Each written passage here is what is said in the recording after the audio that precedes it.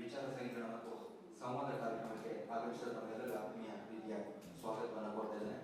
ನನ್ನ ಅತ್ಯಂತ ಪ್ರೀತಿಪೂರ್ವಕವಾಗಿ ವೇದಿಕೆ ಮೇಲೆ ಆಹ್ವಾನ ನೀಡ್ತಾ ಈ ದಿನದ ಕಾರ್ಯಕ್ರಮದ ಅಧ್ಯಕ್ಷತೆಯನ್ನು ವಹಿಸಿಕೊಂಡಿರ್ತಕ್ಕಂಥ ಉಡುಪಿ ಜಿಲ್ಲಾ ಕಾರ್ಮಿಕ ಪತ್ರಕರ್ತರ ಸಂಘದ ಅಧ್ಯಕ್ಷರಾಗಿರ್ತಕ್ಕಂಥ ರಾಜೇಶ್ ಅವರು ವೇದಿಕೆ ಮೇಲೆ ಬರಬೇಕು. ಅದೇ ರೀತಿ ವಿಚಾರ ಮಂಡನೆಯನ್ನು ಮಾಡಲಿಕ್ಕಿರ್ತಕ್ಕಂಥ ಡಾಕ್ಟರ್ ವಿನೋದ್ ನಾಯಕ್ ಪ್ರಾಧ್ಯಾಪಕರು KMC ಮಣಿಪಾಲ್ ಇವರುಗಳ ವೇದಿಕೆ ಮೇಲೆ ಬರಬೇಕು. ಹಾಗೆಯೇ ಡಾಕ್ಟರ್ ಶಂಕರ್ ಎಂಬಿ ಸಹಾಯಕ ಪ್ರಾಧ್ಯಾಪಕರು KMC ಇವರು ಕೂಡ ವೇದಿಕೆ ಮೇಲೆ ಬರಬೇಕು. ಅದೇ ರೀತಿ ಮೋಹನ್ ಶೆಟ್ಟಿ ಅವರು ಕೂಡ ವೇದಿಕೆ ಮೇಲೆ ಬರಬೇಕು. ಹಾಗೆಯೇ ನಮ್ಮ ಜೊತೆಗೆ ಇರ್ತಕ್ಕಂಥ ರಜತ ಮಹೋತ್ಸವ ಸಮಿತಿಯ ಸಂಚಾಲಕರಾದ ಮೊಹಮ್ಮದ್ ಶರೀಫ್ ಅವರು ದಯವಿಟ್ಟು ವೇದಿಕೆ ಮೇಲೆ ಬರಬೇಕು. ಹಾಗೆಯೇ ರಾಷ್ಟ್ರೀಯ ಸಮಿತಿಯ ಸದಸ್ಯರು Indian federation of working journalist ಇದರ ಸದಸ್ಯರಾದಂಥ ಅರುಣ್ ಕುಮಾರ್ ಶರು ಇವರೆಲ್ಲರೂ ವೇದಿಕೆ ಮೇಲೆ ಬರಬೇಕು. ರಾಜ್ಯ ಸಮಿತಿಯ ಸದಸ್ಯರಾಗಿರ್ತಕ್ಕಂಥ ಕಿರಣ್ ಮಂಜಲ್ ಅವರು ಕೂಡ ವೇದಿಕೆ ಮೇಲೆ ಬರಬೇಕಾಗಿ ವಿನಂತಿ ಮಾಡಿಕೊಳ್ತಿದ್ದಾರೆ. ಅದೇ ರೀತಿ ನಮ್ಮ ಪತ್ರಿಕಾ ಭವನ ಸಮಿತಿಯ ಸಂಚಾಲಕರಾಗಿರ್ತಕ್ಕಂಥ ಅಜಿತ್ ಆರಡಿ ಅವರು ವೇದಿಕೆ ಮೇಲೆ ಬರಬೇಕಾಗಿ ಆಹ್ವಾನ ನೀಡ್ತಾ ಇದ್ದಾರೆ.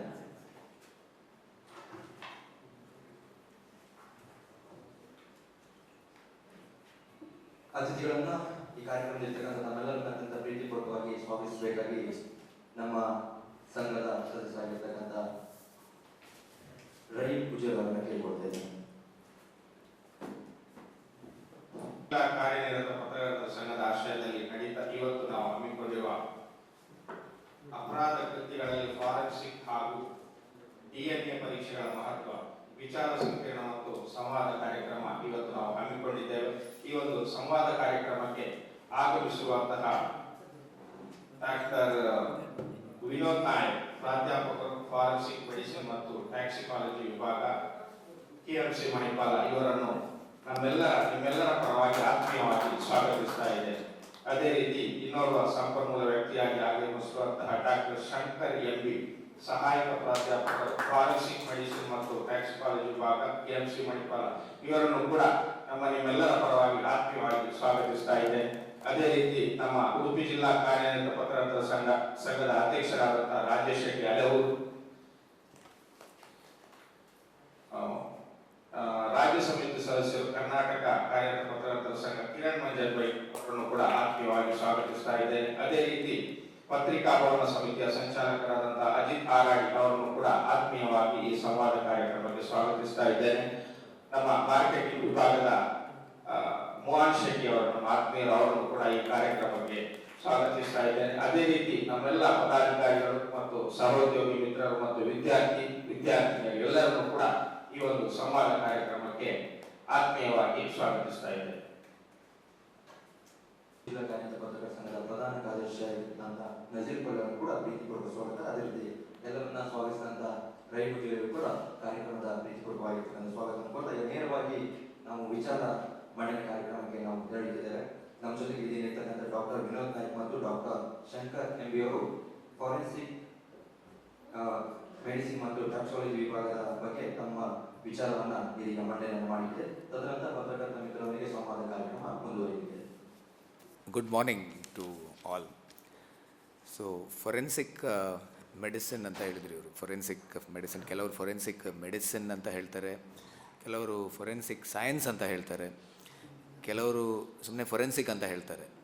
So basically forensic medicine is a very important subject which deals with the administration of justice ಅಂತ ಹೇಳ್ತೇವೆ ನಾವು. ಅಂದರೆ ನ್ಯಾಯ ಒದಗಿಸಿಕೊಡುವಲ್ಲಿ ಸಹಾಯ ಮಾಡುವಂತಹ ಒಂದು ಸಬ್ಜೆಕ್ಟ್ ಇದು.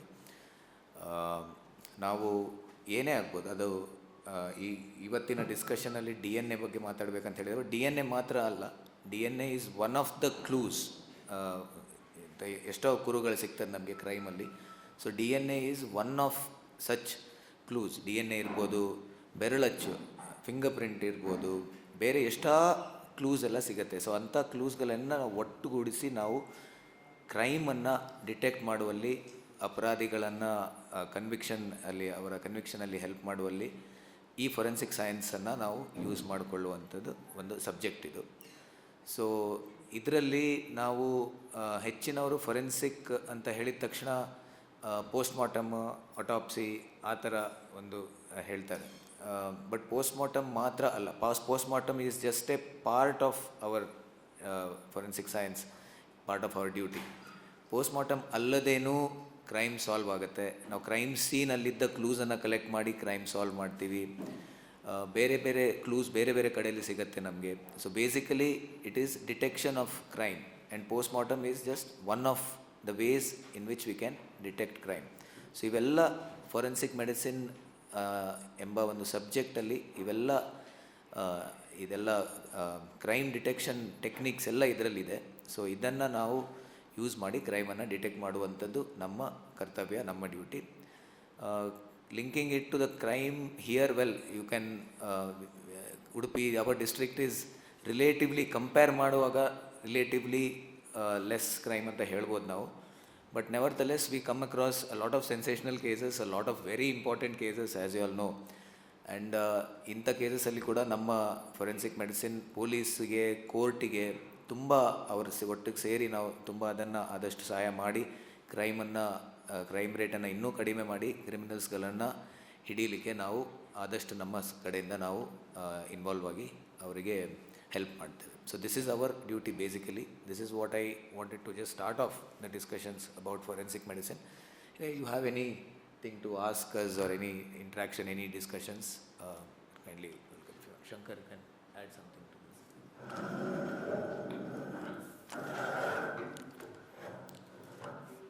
ಎಲ್ಲರಿಗೂ ನಮಸ್ಕಾರ. ಆಗಲೇ ಸರ್ ಹೇಳಿದರು ಫಾರೆನ್ಸಿಕ್ ಮೆಡಿಸಿನ್ ಅಂದರೆ ಏನಂತ ಅವರು ಡೀಟೇಲಾಗಿ ನಿಮಗೆಲ್ಲ ಹೇಳಿದ್ದಾರೆ. ನಿಮಗೆಲ್ಲ ಗೊತ್ತಿರುವಂತೆ ಯಾವುದೇ ಅಪರಾಧ ಆದಾಗ ಅದು ತನಿಖೆ ಎಲ್ಲಿಂದ ಶುರು ಆಗ್ತದೆ? ಅಪರಾಧ ಸ್ಥಳದಿಂದ. ಸೊ ಅಪರಾಧ ಸ್ಥಳದಲ್ಲಿನೇ ನಮಗೆ ಎಷ್ಟೊಂದು ಕುರುಹುಗಳು ಸಿಗ್ತವೆ. ಆ ಕುರುಹುಗಳನ್ನು ನಾವು ಸರಿಯಾದ ರೀತಿಯಲ್ಲಿ ಐಡೆಂಟಿಫೈ ಮಾಡಿ ಅವನ್ನ ಕಲೆಕ್ಟ್ ಮಾಡಿ ಅವನ್ನ ತೊಗೊಂಡು ಬಂದು ಅನಾಲಿಸಿಸ್ ಮಾಡಿ ಅದರಿಂದನೇ ನಾವು ಅಪರಾಧ ಯಾರು ಮಾಡಿದ್ದಾರೆ, ಹೇಗೆ ಮಾಡಿದ್ದಾರೆ ಅನ್ನೋದು ಪತ್ತೆ ಹಚ್ಚಲಿಕ್ಕೆ ಬರ್ತದೆ. ಸರ್ ಹೇಳಿದರು ಫಾರೆನ್ಸಿಕ್ ಅಂದ ತಕ್ಷಣ ನೀವೆಲ್ಲರೂ ಬರೀ ಏನಂದರೆ ಡೆಡ್ ಬಾಡಿ ಅದನ್ನು ಅಟಾಪ್ಸಿ ಮಾಡೋದಂತ ಮಾತ್ರ ತಿಳ್ಕೊಬಾರ್ದು. ಅಪರಾಧ ಸ್ಥಳದಿಂದನೇ ನಮ್ಮ ಕೆಲಸ ಶುರು ಆಗ್ತದೆ. ಅಲ್ಲಿಂದ ಶುರುವಾಗಿದ್ದ ಕೆಲಸ ಒಬ್ಬ ವ್ಯಕ್ತಿಗೆ ದಂಡನೆ ಸಿಗುವವರೆಗೂ, ವ್ಯಕ್ತಿ ಅಂದರೆ ಯಾರು ತಪ್ಪು ಮಾಡಿದ್ದಾರೆ ಅವರಿಗೆ ದಂಡನೆ ಸಿಗುವವರೆಗೂ ಕೂಡ ನಮ್ಮ ಕೆಲಸ ಇರ್ತದೆ. ಅದರಲ್ಲಿ ಸರಿಯಾಗಿ ನಾವು ಅಪರಾಧ ಸ್ಥಳವನ್ನು ಪರಿಶೀಲನೆ ಮಾಡಿ ಬಾಡಿನ ಅಟಾಪ್ಸಿ ಮಾಡಿ ಅದರಿಂದನೂ ಕೂಡ ಎಷ್ಟೊಂದು ಕುರುಹುಗಳು ನಮಗೆ ಸಿಗ್ತಾವೆ. ಅವನ್ನೆಲ್ಲ ಕಲೆಕ್ಟ್ ಮಾಡಿ ಎಲ್ಲ ಕುರುಹುಗಳನ್ನು ಒಟ್ಟಾಗಿ ನಾವು ಕೋರ್ಟ್ ಮುಂದೆ ಹಾಜರುಪಡಿಸಿದಾಗ ಅಪರಾಧಿಗೆ ಸರಿಯಾದ ಶಿಕ್ಷೆ ಆಗೋ ಚಾನ್ಸಸ್ ತುಂಬ ಹೆಚ್ಚು. ಸೊ ಅದಕ್ಕೋಸ್ಕರ ಆ ನಿಟ್ಟಿನಲ್ಲಿ ತುಂಬ ಎವಿಡೆನ್ಸಸ್ ಇರ್ತವೆ. ಹೇರ್ ಇರ್ಬೋದು, ನೇಲ್ಸ್ ಇರ್ಬೋದು, ಟ್ಯಾಟೂ ಇರ್ಬೋದು, DNA ಇರ್ಬೋದು, ಫಿಂಗರ್ ಪ್ರಿಂಟ್ಸ್ ಬೆರಳಚ್ಚು ಇರ್ಬೋದು, ನಿಮ್ಮದು ರಕ್ತ ಇರ್ಬೋದು, ಯೂರಿನ್ ಇರ್ಬೋದು, ಎನಿಥಿಂಗ್ ಎಷ್ಟೊಂದಿದ್ದಾವೆ. ಅವನ್ನೆಲ್ಲನೂ ಒಂದೊಂದು ನಮ್ಗೆ ಉಪಯೋಗಕ್ಕೆ ಬರ್ತವೆ. ಅವನ್ನೆಲ್ಲನೂ ಯಾವ ಕೇಸಲ್ಲಿ ಯಾವುದನ್ನು ನಾವು ಯಾವ ರೀತಿಯಾಗಿ ಉಪಯೋಗಿಸ್ಕೊಂಡು ಯಾವ ರೀತಿಯಾಗಿ ನಾವು ತನಿಖೆಯನ್ನು ಮುಂದುವರಿಸಿ ಎವಿಡೆನ್ಸ್ ಕಲೆಕ್ಟ್ ಮಾಡಬೇಕು, ಅದನ್ನು ಕೋರ್ಟಿಗೆ ನಾವು ಹಾಜರುಪಡಿಸ್ಬೇಕು ಅನ್ನೋದೇ ಇಂಪಾರ್ಟೆಂಟ್ ನಮಗೆ. ಅದನ್ನು ನಾವು ಸರಿಯಾದ ರೀತಿಯಲ್ಲಿ ಹಾಜರುಪಡಿಸಿದರೆ ಮಾತ್ರ ನಾವು ಸರಿಯಾಗಿ ರಿಸಲ್ಟ್ ತಗೊಳ್ಳಿಕ್ಕೆ ಸಾಧ್ಯ ಆಗ್ತದೆ. ಅದಕ್ಕೋಸ್ಕರ ಈ ಕುರುಹುಗಳ ಬಗ್ಗೆ ಏನೇ ಕ್ವಶನ್ಸ್ ಇದ್ದರೂ ಏನೇ ಇದ್ದರೂ, ಇನ್ಫ್ಯಾಕ್ಟ್ ಇವತ್ತು ನೀವೇನಂದರೆ DNA ಬಗ್ಗೆ ಮಾತ್ರ ಜಾಸ್ತಿ ಇದೆ, ಅದು ಇದ್ದು ಕೂಡ ಬೇರೆ ಏನಾದರೂ ನಿಮ್ಗೆ ಕ್ವಶನ್ಸ್ ಇದ್ದರೂ ಕೂಡ ನೀವು ಕೇಳ್ಬೋದು. ನಾವು ನಮ್ಮಿಂದ ಅದಕ್ಕೆ ಉತ್ತರನ ಪಡಿಬೋದು.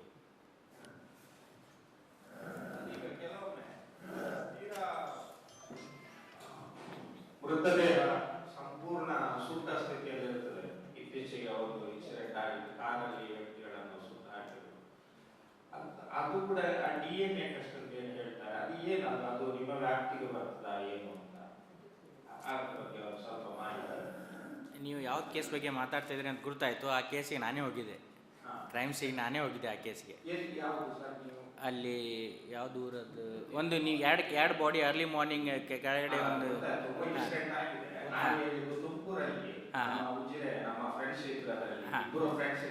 ಹೌದೌದು ಕರೆಕ್ಟ್ ತುಮಕೂರಲ್ಲಿ.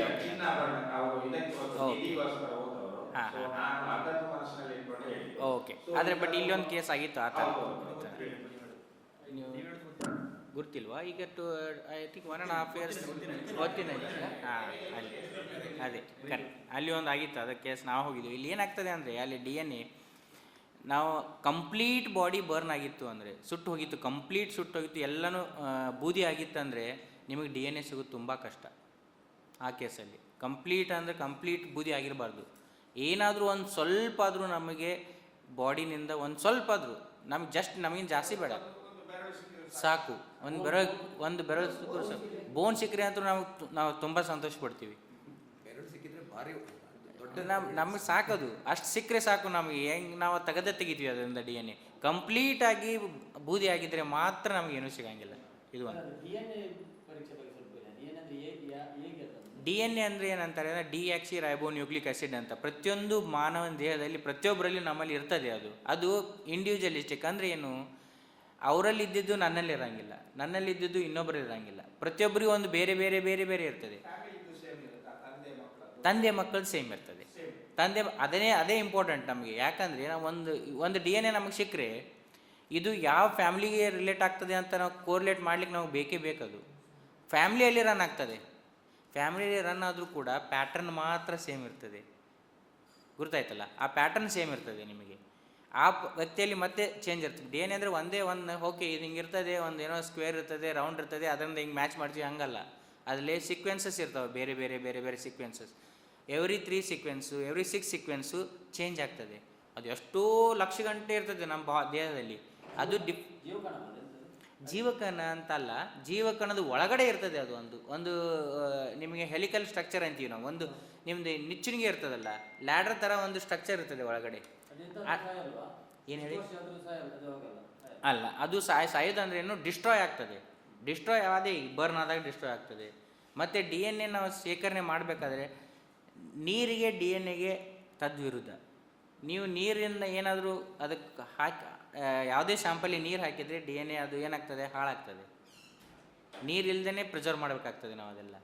ಸೊ ಅದಕ್ಕೋಸ್ಕರ ಏನಂದರೆ ಇಂಪಾರ್ಟೆಂಟ್ ನಮಗೆ ಆ ಡಿ ಎನ್ ಎ ಪ್ರತಿಯೊಬ್ಬರಲ್ಲಿ ಇರೋದ್ರಿಂದ, ಅದು ಲಕ್ಷಾಂತರ ಇರೋದ್ರಿಂದ ಅದು ಬೇರೆ ಬೇರೆ ಬೇರೆ ಬೇರೆ ಲೆವೆಲಲ್ಲಿ ನಾವು ನೋಡ್ತಾ ಹೋಗ್ತೀವಿ, ಅದನ್ನು ಮ್ಯಾಚ್ ಮಾಡ್ತೀವಿ. ಈ ತಂದೆ ಮಕ್ಕಳಲ್ಲಿ ಸೇಮ್ ಇರ್ತದೆ, ಅದರಿಂದನೇ ನಮಗೆ ಗೊತ್ತಾಗೋದು ಓಕೆ ಇದು ಇವರಿಗೆ ರಿಲೇಟೆಡ್ ಇದೆ ಅಂತ. ಆ ಥರ ಈಗ ನಮ್ಗೆ ಒಂದೇ ಡಿ ಎನ್ ಎ ಸಿಕ್ಕರೆ ಅದು ಯಾರ್ದಂತ ನಮಗೆ ಹೇಳೋಕ್ಕಾಗಲ್ಲ. ನಿಮ್ದು ಏನಾದರೂ ಬಾಡಿ ಪಾರ್ಟ್ ನಮ್ಮಲ್ಲಿ ಡಿ ಎನ್ ಎ ಇದ್ದು ಅದನ್ನು ನಾವು ಸಿಕ್ಕಿದ್ದ ಡಿ ಎನ್ ಎ ಜೊತೆ ಮ್ಯಾಚ್ ಮಾಡಿ ಮಾತ್ರ ಹೇಳ್ಬೋದು. ಕಂಪೇರೇಟಿವ್ ಟೆಕ್ನಿಕ್ ಅಂತೀವಿ ನಾವು. ಕಂಪೇರ್ ಮಾಡಿದಾಗ ಮಾತ್ರ ಅದರ ರಿಸಲ್ಟ್ ನಮಗೆ ಹೊಂದಿಸ್ಲಿಕ್ಕೆ ಆಗ್ತದೆ. ಸುಮ್ಮನೆ ಒಂದು ಏನೋ ಡಿ ಎನ್ ಎ ಸಿಕ್ತು ಅಂದರೆ ನನಗೆ ಅದರಿಂದ ಏನೂ ಯೂಸ್ ಇಲ್ಲ. ಏನಂದರೆ ಏನು ಯೂಸ್ ಇಲ್ಲ. ಏನಾದರೂ ಅದು ನಮ್ಮ ಹತ್ರ ಒಂದು ಡಿ ಎನ್ ಎ ಕ್ರೂ ಇದ್ದಾಗ ಮಾತ್ರ ನಾವು ಅದನ್ನು ಕಂಪೇರ್ ಮಾಡಿ ಹೌದು ಇದು ಇವ್ರದ್ದೇ 100% ಇವ್ರದ್ದೇ ಅಂತ ಹೇಳಿಕ್ಕಾಗ್ತದೆ. ಒಂದೇ ಸಿಂಪಲ್ ಓಕೆ ಕ್ರೈಮ್ ಸೀನಲ್ಲಿ ಒಂದೇನೋ ಡಿ ಎನ್ ಎ ಸಿಕ್ತು, ನಮಗೊಂದೇನೋ ಬ್ಲಡ್ದಿಂದ ಡಿ ಎನ್ ಎ ಸಿಕ್ತು ಅಂದರೆ ಅದು ಡಿ ಎನ್ ಎ ಇಟ್ಕೊಂಡು ನಾವು ಏನೂ ಮಾಡೋಕ್ಕಾಗಂಗಿಲ್ಲ. ಎಷ್ಟೊಂದು ಜನರ ತಲೆಯಲ್ಲಿ ಅದೇ ಇದೆ, ಓ ನಿಮಗೆ ಡಿ ಎನ್ ಎ ಸಿಕ್ಕಿದಲ್ಲ ನೀವು ಯಾಕೆ ಹೇಳ್ತಾ ಇಲ್ಲ, ರಿಸಲ್ಟ್ ಯಾಕೆ ಹೇಳ್ತಾ ಇಲ್ಲ ಅಂತಾರೆ. ನಾವೇನು ಮಾಡೋಕ್ಕೆ ಬರೋಂಗಿಲ್ಲ.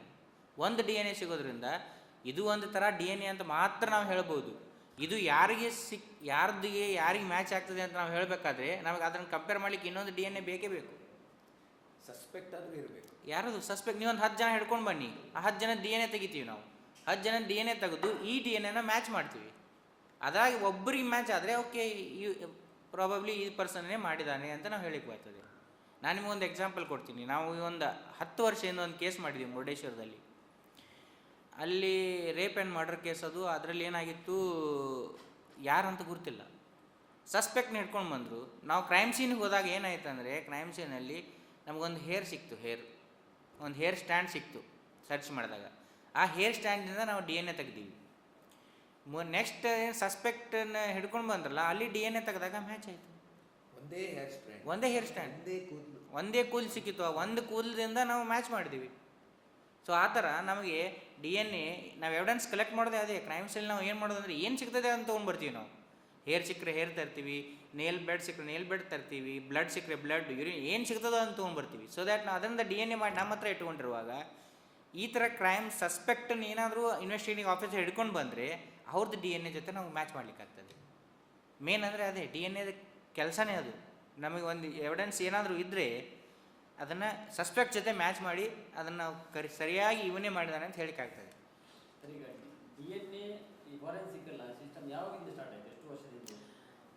ತುಂಬ ವರ್ಷದಿಂದ ಶುರು ಆಗಿದೆ ಅದು. ಆ್ಯಕ್ಚುಲಿ ಅದೇನೆಂದರೆ ಒಂದು ಥಿಂಗ್ ಅಂದರೆ ಇಟ್ಸ್ ವೆರಿ ಕಾಸ್ಟ್ಲಿ. ಒಂದು ಸ್ಯಾಂಪಲ್ 10,000 ಆಗ್ತದೆ. ಒಂದು ಸ್ಯಾಂಪಲ್ ಟೆಸ್ಟ್ ಮಾಡಲಿಕ್ಕೆ 10,000 ಒಂದು ಸ್ಯಾಂಪಲ್. ಅದು ನೀವು ಮಲ್ಟಿಪಲ್ ಸ್ಯಾಂಪಲ್ ಮಾಡಿದ್ರೆ 10 ಇಂಟು ಎಷ್ಟು ಸ್ಯಾಂಪಲ್ ಮಾಡ್ತಾರೆ ಅಷ್ಟು ಕಾಸ್ಟ್ಲಿಯೆಸ್ಟ್. ಅದು ನಮ್ಮ ಇಂಡಿಯಾನಲ್ಲಿ ಫಿಸಿಬಿಲಿಟಿ ತುಂಬ ಕಡಿಮೆ. ವೆಸ್ಟರ್ನ್ ಕಂಟ್ರೀಸಲ್ಲೆಲ್ಲ 1950-60ನಲ್ಲೇ ಶುರುವಾಗಿದೆ DNA ಎಲ್ಲ ಸ್ಲೋ ಆಗಿ ಮಾಡ್ತಾ ಇದ್ದಾರೆ. 1968 first time DNA find out ಮಾಡಿ ಅವಾಗಿಂದ ಶುರು ಮಾಡಿದ್ದಾರೆ. ನಮ್ಮಲ್ಲಿ ಬಂದಿದ್ದು ಈಗ ಸ್ವಲ್ಪ ಒಂದು 10-20 ವರ್ಷ ಆಯಿತು, ಸ್ವಲ್ಪ ಜಾಸ್ತಿ ಇದಾಗ್ತಾ ಇದೆ. ಬಟ್ ಇನ್ನೂ ಏನಂದರೆ ನಾನು ಇದು ಹೇಳಿದ್ರು ಕೂಡ ಇನ್ನೂ DNA ಎವಿಡೆನ್ಸನ್ನು ಕನ್ಸಿಡರ್ ಮಾಡಬೇಕಾ ಬೇಡವಾ ಅಂತ ಕೋರ್ಟಿಂದ ಸರಿಯಾಗಿ ಲಾ ಇಲ್ಲ. ನಮ್ಮಲ್ಲಿ ಲಾ ಇಲ್ಲ ಸರಿಯಾಗಿ ಎಕ್ಸೆಪ್ಟ್ ಮಾಡಲೇಬೇಕು ನೀವಂತಿಲ್ಲ ಹೇಳುವಂಥ ಲಾ ನಮ್ಮಲ್ಲಿಲ್ಲ. ಅದು ಒಂದು DNA ಕೂಡ ಒಂದು ಕೊರಾಬರೇಟಿವ್ ಎವಿಡೆನ್ಸ್ ಅಂತಲೇ ತೊಗೋತೀವಿ ನಾವೀಗ. ಕೊರಾಬರೇಟಿವ್ ಎವಿಡೆನ್ಸ್ ಅಂತಲೇ ತೊಗೋದು ಅಂದರೆ ಏನು, ಅದೊಂದು ಸಹಾಯಕವಾದ ಒಂದು ನಮಗೆ ಪೂರಕವಾದ ಅಂಶ ಅಂತಲೇ ತೊಗೋಬೇಕು. ಯಾಕಂದರೆ ಲಾದಲ್ಲಿ ಎಲ್ಲಿಯೂ ಇನ್ನೂ DNA ತೊಗೊಳ್ಳೇಬೇಕು ನೀವು ಅಂತ ಇಲ್ಲ ನಮ್ಮಲ್ಲಿ. ಹಾಂ, ಅದೇ ಸೇಮ್. ಯಾಕೆ ನಿಮಗೆ ಒಂದು ಎಕ್ಸಾಂಪಲ್ ಅಂದರೆ ಮತ್ತೆ ಕೊಡ್ಬೇಕು. ಈಗ ನೋಡಿ, ಅದು ನಿಮ್ಗೆ ಗುರ್ತು ND ತಿವಾರಿ ಕೇಸ್ ಇತ್ತಲ್ಲ. ಒಬ್ಬನ ಯಾವ ಹುಡುಗ ಬಂದು ನನ್ನ ಅಪ್ಪ ND ತಿವಾರಿ ಅಂತ ಹೇಳ್ದ. ಆವಾಗ ಪೆಟರ್ನಿಟಿ ಟೆಸ್ಟಿಂಗ್, ಆವಾಗ ನೀವು ಫೋರ್ಸ್ ಮಾಡೋಂಗಿಲ್ಲ ಯಾರನ್ನು. ಲಾ ಪ್ರಕಾರ ನೀವು ಫೋರ್ಸ್ ಮಾಡೋಂಗಿಲ್ಲ ಯಾರಿಗೂ ಏನು ಕಲೆಕ್ಟ್ ಮಾಡಲಿಕ್ಕೆ. ಸೊ ND ತಿವಾರಿಗೆ ನಾನು ಮಾಡ್ಕೊಳಂಗಿಲ್ಲ ಅಂತ ಕೂತರು. ಆವಾಗ ಸುಪ್ರೀಂ ಕೋರ್ಟು ಆ ಕೇಸಲ್ಲಿ ಕನ್ಸಿಡರ್ ಮಾಡ್ತೀವಿ. ಏನಂದರೆ ಆ ಹುಡುಗನಿಗೆ ಅನ್ಯಾಯ ಆಗಬಾರ್ದು, ಅದಕ್ಕೋಸ್ಕರ ನಾವು ಮಾಡ್ತೀವಿ ಅಂತ ಹೇಳಿ ಏನು ಮಾಡಿದ್ರು, ಕೋರ್ಟಿಂದ ಆದೇಶ ಬಂತು, ಇಲ್ಲ ND ತಿವಾರಿ DNA ಟೆಸ್ಟ್ ಮಾಡಲೇಬೇಕಂತ ಮಾಡಿದರು. ಹಂಗೆ ಕೆಲವೊಂದು ಕೇಸಸಲ್ಲಿ ಮಾತ್ರ ಕೋರ್ಟ್ ಇಂಟರ್ವ್ಯೂನ್ ಆದಾಗ ಮಾತ್ರ ನಮಗೆ ಇದು ಸಿಗ್ತಾ ಇದೆ. ಏನು ಕೋರ್ಟಲ್ಲಿ ಅದನ್ನು DNA ರಿಲೇಟೆಡ್ ಥಿಂಗ್ಸನ್ನು ಸಬ್ಮಿಟ್ ಮಾಡೋಕ್ಕಾಗ್ತಾಯಿದೆ. ಬಟ್ ಲಾ ಅಲ್ಲಿ ಎಲ್ಲೂ ಇಲ್ಲ DNA ನೀವು ಕನ್ಸಿಡರ್ ಮಾಡಲೇಬೇಕಂತ ಎಲ್ಲಿ ಹೇಳಿಲ್ಲ. ಸೊ ಅದಕ್ಕೋಸ್ಕರ ಇನ್ನೂ ಆ ಲಾ ನಮ್ಮಲ್ಲಿ ಇಂಡಿಯಾನಲ್ಲಿ ಆಗಲಿಲ್ಲ. ಬಟ್ ಏನಂದರೆ ಇನ್ವೆಸ್ಟಿಗೇಷನ್ ಪರ್ಪಸ್, ತನಿಖೆಗೆ ಉಪಯೋಗ ಆಗೋ ಥರ ನಾವೇನು ಮಾಡ್ತಾಯಿದ್ದೀವಿ, DNA ಯೂಸ್ ಮಾಡ್ಕೋತಾ ಇದ್ದೀವಿ. ನಾನು ಓಕೆ ಇದು ಸಸ್ಪೆಕ್ಟ್, ಈಗ ಅದಕ್ಕೆ ನಾನು ಮುರುಡೇಶ್ವರ ಕೇಸ್ ಹೇಳಿದ್ನಲ್ಲ, ಅದು ನಾವು ಸಿಕ್ತು. ಬಟ್ ಅದು ಅಲ್ಲಿ ನಾನು ಇವನೇ ಅಂತಲೇ ಹೇಳೋಂಗಿಲ್ಲ, ಕೊರಾಬರೇಟಿವ್ ಎವಿಡೆನ್ಸನ್ನೇ ಕೊಡೋದು ನಾನು. ಅದು ಇದರಲ್ಲಿ ಈ ಥರ ಸಿಕ್ಕಿದೆ, ಇವನು ಇರ್ಬೋದು ಸಸ್ಪೆಕ್ಟ್. ಮತ್ತು ಅದರೆಲ್ಲ ಎವಿಡೆನ್ಸಸ್ ತೊಗೊಂಡು ಅದನ್ನು ಸಬ್ಮಿಟ್ ಮಾಡಿದಾಗ ಮಾತ್ರ ಕೋರ್ಟ್ ಕನ್ಸಿಡರ್ ಮಾಡ್ತಾರೆ ಆ ಥರ.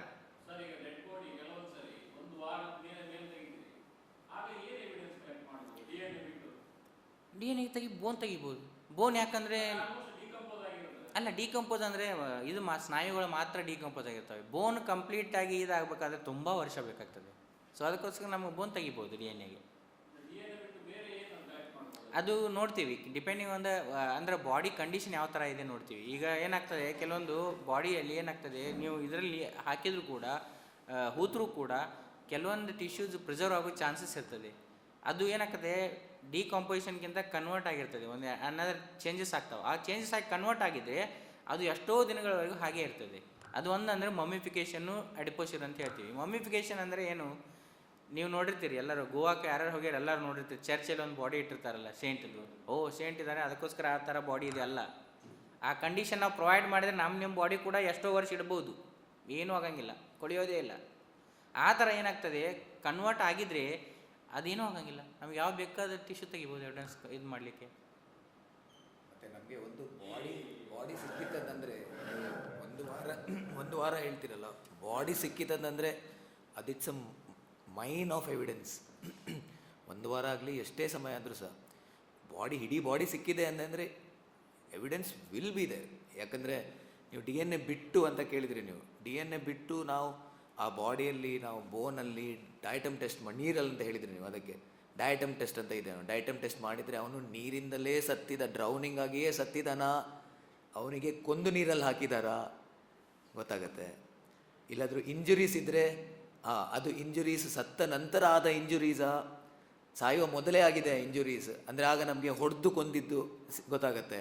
So whether the person died because of drowning or was it killed and then thrown into the water, ಅದು ಗೊತ್ತಾಗುತ್ತೆ. ಆ ಒಂದು ಬೋನ್ ಲೆಂತ್ ನೋಡಿ ಅವನ ಸ್ಟೇಚರ್ ಗೊತ್ತಾಗುತ್ತೆ.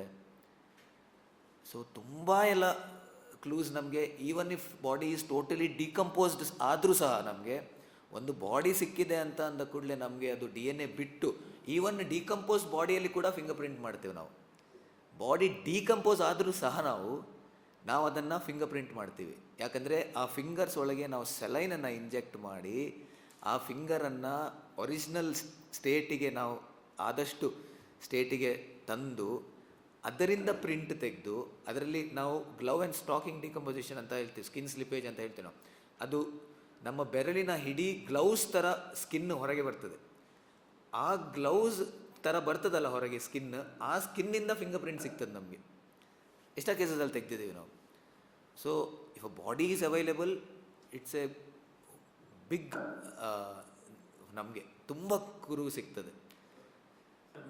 ಈಗ ಒಂದು ಡೆತ್ ಆದರೆ ಅದು ಇದೇ ಟೈಮ್ಗೆ ಡೆತ್ ಆಗಿದೆ ಅಂತ ಗೊತ್ತಾಗೋದು ಹೇಗೆ ಸರ್? ಅದು ಯಾವ ಟೆಸ್ಟ್? ಹೌದು, ಗೊತ್ತಾಗುತ್ತೆ. ಅಂದರೆ ನಾವು ನೋಡಿ, ನೀವು ಕೆಲವೊಮ್ಮೆ ಪಿಕ್ಚರೆಲ್ಲ ನೋಡಿರ್ತೀರಿ, ಆ ಒಂದು ಬಾಡಿ ಸಿಕ್ಕಿದ ತಕ್ಷಣ ನಿಮ್ಮದು ವಾಚ್ ನೋಡಿದರೆ ಅದು ವಾಚ್ 11:35 ನಿಂತಿದೆ ಅಂದರೆ ಅವನು 11:35 ಸತ್ತಿದ್ದಾನೆ ಅಂತ ಹೇಳಿದೆ. ಅದು ಅವನು ಮಿಸ್ಟೇಕ್ ಅಲ್ಲ, ಅದು ಟೈಟನ್ ಕಂಪನಿದು mistake. So it is, you cannot blame it. ವಿಷಯ ಏನಂದರೆ, ನಾವು ಕೆಲವೆಲ್ಲ ಬಾಡಿಯಲ್ಲಿ ಆಗುವಂಥ ಚೇಂಜಸನ್ನು ನೋಡ್ತೀವಿ ನಾವು. ಆ ಚೇಂಜಸನ್ನು ನಾವು ನೋಡಿ ನಮಗೆ ಗೊತ್ತಾಗತ್ತೆ. ಈಗ ಫಾರ್ ಎಷ್ಟು ಪೋಸ್ಟ್ ಮಾರ್ಟಮ್ ಆ ಬಾಡಿಯನ್ನು ನಾವು ಎಕ್ಸಾಮಿನ್ ಮಾಡುವಕ್ಕಿಂತ ಎಷ್ಟು ಗಂಟೆ ಮುಂಚೆ ಡೆತ್ ಆಗಿರ್ಬೋದು ಅಂತ. ಮತ್ತು ಫೊರೆನ್ಸಿಕ್ ಎಕ್ಸ್ಪರ್ಟ್ ಅಲ್ಲ, ಯಾರು ಬಂದರೂ ಸಹ ಅವನ ಡೆತ್ 11:35 ಆಗಿದೆ ಅಂತ ಯಾರಿಂದಲೂ ಹೇಳಲಿಕ್ಕೆ ಸಾಧ್ಯ ಇಲ್ಲ. ನಾವು ಹೇಗೆ ಕೊಡ್ಬೋದು ಅದನ್ನು? Death has happened 4 to 8 hours before examination ಅಂತ ಕೊಡ್ಬೋದು. ಅಂದರೆ ಈಗ 11:00 ಎಕ್ಸಾಮಿನ್ ಮಾಡಿದರೆ 4 to 8 hours ಅಂದರೆ ಬೆಳಿಗ್ಗೆ ಇವತ್ತು 7:30 to 3:30 in the night, in between that time ಆಗಿದೆ ಅಂತ ಹೇಳ್ಬೋದು ವಿನಃ ನಾವು ಅವನ ಡೆತ್ 7:29 ಆಗಿದೆ, 7:27 ಆಗಿದೆ ಹೇಳಲಿಕ್ಕೆ ಯಾರಿಂದಲೂ ಸಾಧ್ಯವಿಲ್ಲ. ಹಾಗೆ ಕೊಡಲಿಕ್ಕೆ ನಾವು ಅಟೆಂಪ್ಟ್ ಸಹ ಮಾಡಬಾರ್ದು. ಯಾಕಂದರೆ ಎಷ್ಟೋ ಫ್ಯಾಕ್ಟರ್ಸ್ಗಳಿದೆ. ಬಾಡಿ ಡಿಕಂಪೋಸ್ ಆಗುವ ರೇಟ್ ವೇರಿ ಆಗುತ್ತೆ, ಟೆಂಪ್ರೇಚರ್ ವೇರಿ ಆಗುತ್ತೆ, ತುಂಬ ಎಲ್ಲ ಫ್ಯಾಕ್ಟರ್ಸ್ ಇದೆ ನಾವು ಕನ್ಸಿಡರ್ ಮಾಡಬೇಕಾದ್ರೆ. ಸೊ ನಾವು ವಿಂಡೋ ಪೀರಿಯಡನ್ನು ಕೊಡ್ಬೋದು ವಿನಃ ಈ ಟೈಮಿಗೆ ಡೆತ್ ಆಗಿದೆ ಅಂತ ಕೊಡ್ಲಿಕ್ಕೆ ಆಗೋದು ಇಲ್ಲ, ಕೊಡ್ಲಿಕ್ಕೆ ಅಟೆಂಪ್ಟು ಮಾಡಬಾರ್ದು. ಈ ಕೆಲವು ಫಿಲ್ಮಲ್ಲಿ ಬರ್ತದಲ್ಲ, ಕೊಳೆತ ಶವದಲ್ಲಿ ಹುಳ ನೋಡಿ ಅದನ್ನು yes, that is a very important branch of forensic medicine. ಅದಕ್ಕೆ ನಾವು ಫೊರೆನ್ಸಿಕ್ ಎಂಟಮಾಲಜಿ ಅಂತ ಹೇಳ್ತೇವೆ. ಆ ಹುಳವನ್ನು ನೋಡಿ ಆ ಹುಳದಿಂದ ನಮ್ಗೆ ಎಷ್ಟು ಇನ್ಫಾರ್ಮೇಷನ್ ಸಿಗ್ತದಂತ ನಿಮಗೆ ಊಹಿಸ್ಲಿಕ್ಕೂ ಸಾಧ್ಯ ಇಲ್ಲ ಆ್ಯಕ್ಚುಲಿ. ಅದು ಆ ಹುಳದ್ದು ಸೈಜ್ ನೋಡ್ತೇವೆ ನಾವು. ಆ ಹುಳದ ಸೈಜ್ ನೋಡಿ ಎಷ್ಟು ಸಮಯದ ಮುಂಚೆ ಆ ಹುಳ ಅಲ್ಲಿ ಬಂದಿರಬಹುದು. ಅಂದರೆ ಫಸ್ಟಿಗೆ ಮೊಟ್ಟೆ ಇರ್ತದೆ, ಆ ಮೊಟ್ಟೆಯಿಂದ ಹುಳ ಆಗೋದು. ಅದು ಫಸ್ಟಿಗೆ ಡೆತ್ ಆದ ತಕ್ಷಣ ಬಾಡಿ ಮೇಲೆ ಇಂದಿಷ್ಟು ಸಮಯದಲ್ಲಿ ಒಂದು ಫ್ಲೈ ಬಂದು ಮೊಟ್ಟೆ ಇಡ್ತದೆ. That is the first step. ಆ ಮೊಟ್ಟೆ ನೆಕ್ಸ್ಟ್ ಹುಳ ಆಗಿ ಕನ್ವರ್ಟ್ ಆಗ್ತದೆ. ಸೊ ನಮಗೆ ಅದು ಅಪ್ರಾಕ್ಸಿಮೇಟ್ಲಿ ಎಷ್ಟು ಗಂಟೆಗೆ ಬಾಡಿಗೆ ಅಟ್ರ್ಯಾಕ್ಟ್ ಆಗ್ತದೆ ಹುಳಗಳು ಅಂತ ನಮಗೆ ಗೊತ್ತಿರುತ್ತೆ. ಅದಕ್ಕೊಂದು ಸೈನ್ಸ್ ಇದೆ. ಸೊ ಅಲ್ಲಿಂದ ಹುಳಕ್ಕೆ ಕನ್ವರ್ಟ್ ಆಗೋದು ಎಷ್ಟು ಟೈಮ್ ಅಂತ ನಮ್ಗೆ ಗೊತ್ತಿರ್ತದೆ. ಆ ಟೆಂಪ್ರೇಚರಿಗೆ ಇಷ್ಟು ಫಾರ್ಮುಲಾ ಕೂಡ ಇದೆ ಇದಕ್ಕೆ. ಸೊ ನಾವು ಹುಳದ ಸೈಜ್ ನೋಡಿ ಇದು ಹುಳ ಎಷ್ಟು ಸಮಯದ ಮುಂಚೆ ಮೊಟ್ಟೆ ಇಟ್ಟಿರ್ಬೋದು, ಸೊ ಎಷ್ಟು ಸಮಯದ ಮುಂಚೆ ಡೆತ್ ಆಗಿರ್ಬೋದು ಅಂತ ನಮಗೆ ಕ್ಯಾಲ್ಕುಲೇಟ್ ಮಾಡಿದೆ. ಎಂಟಮಾಲಜಿ ಅಂತ ಒಂದು ಸಪ್ರೇಟ್ ಫೀಲ್ಡೇ ಇದೆ ಅದಕ್ಕೆ. ಯೂಶ್ವಲಿ ಇಂಜುರೀಸ್ ಎಲ್ಲ ಆದರೆ ಬಾಡಿಯಲ್ಲಿ ಸ್ವಲ್ಪ ಬೇಗ ಬರ್ತದೆ. ಅದು ಸಹ ನಾವು ಫ್ಯಾಕ್ಟರ್ಸನ್ನು ಕನ್ಸಿಡರ್ ಮಾಡಬೇಕಾಗ್ತದೆ. ಅಂದರೆ ಫ್ಲೈಸಿಗೆ ಇಂಜುರೀಸ್ ಬ್ಲಡ್ ಹೇಳಿದ ತಕ್ಷಣ ಫ್ಲೈಸ್ ಅಟ್ರ್ಯಾಕ್ಟ್ ಸ್ವಲ್ಪ ಬೇಗ ಆಗ್ತದೆ ಅದಕ್ಕೆ. ಸೊ ಆಗ ಸ್ವಲ್ಪ ನಾವು ವಿಂಡೋ ಪೀರಿಯಡನ್ನು ನಾವು ಅದು ಥಿಂಕ್ ಮಾಡಬೇಕಾಗ್ತದೆ. ಸೊ ಫ್ಯಾಕ್ಟರ್ಸ್ ಎಲ್ಲ ಕನ್ಸಿಡರ್ ಮಾಡಿ ನಾವು ಓಕೆ ಇಷ್ಟು ಟೈಮಲ್ಲಿ ಡೆತ್ ಆಗಿರ್ಬೋದು, ಇಷ್ಟು ಟೈಮಲ್ಲಿ ಅಲ್ಲಿ ಎಗ್ಸ್ ಲೇ ಆಗಿರ್ಬೋದು, ಇಷ್ಟು ಟೈಮಲ್ಲಿ ಅದು ಕನ್ವರ್ಟ್ ಆಗಿ ಈ ಸೈಜಿಗೆ ಆಗಿದೆ. ಈಗ ಇನ್ಸ್ಟಾರ್ಸ್ ಅಂತ ಹೇಳ್ತೀವಿ ನಾವು, ಎಷ್ಟು ಜನ್ರೇಷನ್ ಆಗಿದೆ ಅದು ಹುಳದ್ದು, ಅದೆಲ್ಲ ನಮ್ಗೆ ಅದೊಂದು ಫಾರ್ಮುಲಾ ಇದೆ. ಸೊ ಅದನ್ನು ನೋಡಿ ನಾವು ಟೈಮ್ ಸಿನ್ಸ್ ಡೆತ್ ಕ್ಯಾಲ್ಕುಲೇಟ್ ಮಾಡ್ಬೋದು. ದಟ್ ಈಸ್ ಕಾಲ್ಡ್ ಎಂಟಮಾಲಜಿ ಅಂತ ನಾವು ಅದನ್ನು ಫೀಲ್ಡಿಗೆ ಕೊಡ್ತೀವಿ.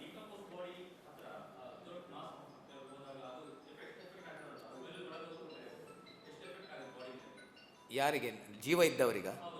ಇಲ್ಲ, ಜೀವ ಇದ್ದವರಿಗೆ ಸ್ಮೆಲ್ ಬರುತ್ತೆ, ಬಟ್ ಅವರ ಬಾಡಿಗೆ ಎಫೆಕ್ಟ್ ಆಗುವಷ್ಟು unless of course there is an infected ಬಾಡಿಯಿಂದ ಬ್ಯಾಕ್ಟೀರಿಯಲ್ ಏನಾದರೂ ಈಗ ಕೋವಿಡ್ ಟೈಮಲ್ಲಿ ನೀವು ನೋಡಿರ್ಬೋದು. ಕೋವಿಡ್ ಟೈಮಲ್ಲಿ ಅಫ್ಕೋರ್ಸ್ ಡೆಡ್ ಬಾಡಿಯಿಂದ transmission is not that easy. ಅಂದರೆ ಡೆಡ್ ಬಾಡಿಯಿಂದ ನಾವು ಲೈವ್ ಇದ್ದಾಗ ಟ್ರಾನ್ಸ್ಮಿಷನ್ ಆಗೋದು, ಮತ್ತು ಡೆತ್ ಆದಮೇಲೆ ಪೋಸ್ಟ್ ಮಾರ್ಟಮಲ್ಲಿ transmission rate is very very less. 0.1%ಗಿಂತನೂ ಕಮ್ಮಿ ಆ್ಯಕ್ಚುಲಿ ನೀವು ಸ್ಟ್ಯಾಟಿಸ್ಟಿಕ್ಸ್ ನೋಡಿದರೆ. So transmission of diseases is not easy, but still risk is there. So we take precautions ಮಾಡುವಾಗ ಪೋಸ್ಟ್ ಮಾರ್ಟಮ್ ಹೇಗೆ ಮಾಡಿ. But there are various other infections. ಅಂಥ ಇನ್ಫೆಕ್ಷನ್ಸಲ್ಲಿ ನಾವು ಲಂಗ್ಸ್ 4th stage TB ಎಲ್ಲ ಆದಾಗ ನಾವು ಲಂಗ್ಸ್ ಎಲ್ಲ ಓಪನ್ ಮಾಡ್ತೀವಿ. ಲಂಗ್ಸ್ ಓಪನ್ ಮಾಡಿದಾಗ ಅದು ಏರೋಸಾಲ್ ಅಂದರೆ ಗಾಳಿಯಲ್ಲಿ ಇದು ಆಗುತ್ತೆ, ಸ್ಪ್ರೆಡ್ ಆಗುತ್ತೆ ಏರೋಸಾಲ್ಸ್. ಅದು ನಾವು ಇನ್ಹೇಲ್ ಮಾಡಿದರೆ ಅದು ಟ್ರಾನ್ಸ್ಮಿಷನ್ ಆಗ್ಬೋದು. Though chances are not that much, but there is a small risk of contamination and infection to living people. So ಅದಕ್ಕೆ ನಾವು ಪ್ರಿಕಾಷನ್ಸ್ ಅಂತ ತಗೊಳ್ಬೋದು. Unless that is there, such diseases are there, body ಸುಮ್ಮನೆ putrefaction ಆದ ಅದು ಸ್ಮೆಲ್ಲಿಂದ ನಮಗೆ ಇದಾಗೋದು it is not.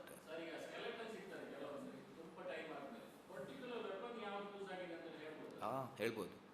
ಸ್ಕೆಲಿಟನಲ್ಲಿ ನಾವು ಇಂಜುರೀಸನ್ನು ನೋಡಿ, ಇಂಜುರೀಸ್ ಯಾವ ರೀತಿಯಲ್ಲಿ ಆಗಿರ್ಬೋದು ಅಂತ ನೋಡಿ, ಈಗ ಸಪೋಸ್ ಇಂಜುರೀಸ್ ಕಟ್ ಇಂಜುರಿ ಇದೆ, ಈಗ ಅದರಲ್ಲಿ ಬಿವೆಲಿಂಗ್ ಅಂತ ಹೇಳ್ತೀವಿ ನಾವು, ಬೋನಲ್ಲಿ ಬಿವೆಲಿಂಗ್ ಇದೆ ಅಂದ ತಕ್ಷಣ ನಾವು okay this is a sharp weapon ಅಂತ ಹೇಳ್ಬೋದು. ಶಾರ್ಪ್ ವೆಪನ್ ಅಂದರೆ ಕಟ್ ಯಾವ ಸೈಡಿಂದ ಮಾಡಿರ್ಬೋದು, ಆ ವೆಪನಿಗೆ ಎಷ್ಟು ವೆಯ್ಟ್ ಇರ್ಬೋದು, ಅದು ಹೇಗೆ ಯೂಸ್ ಮಾಡಿರ್ಬೋದು, ಯಾವ ಡೈರೆಕ್ಷನಲ್ಲಿ ಮಾಡಿರ್ಬೋದು ಅಂತ ಹೇಳಿ ನಾವು ಬೋನನ್ನು ಇಂಜುರಿ, ಸ್ಕೆಲ್ಟಲ್ ರಿಮೈನ್ಸ್ ಮಾತ್ರ ಇದ್ದರೆ, ಇಂಜುರಿ ಇದ್ದರೆ ಬೋನಲ್ಲಿ ನಾವು ಹೇಳ್ಬೋದು.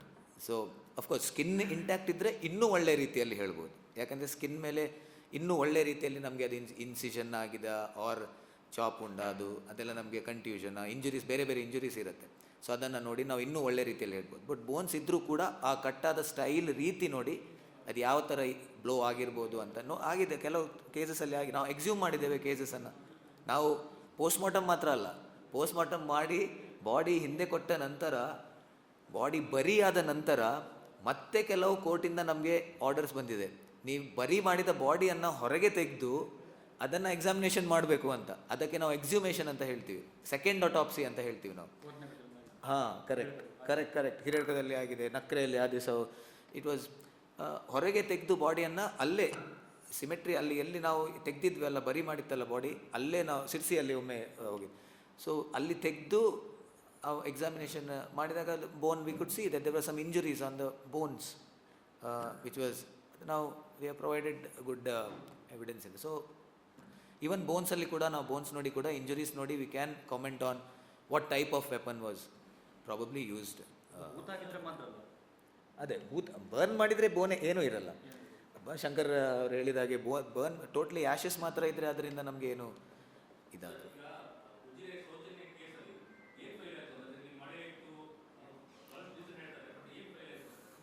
ಅಲ್ಲ, that is probably beyond this scope of discussion, because that is still in this thing, so it is probably beyond, better to move on to next question.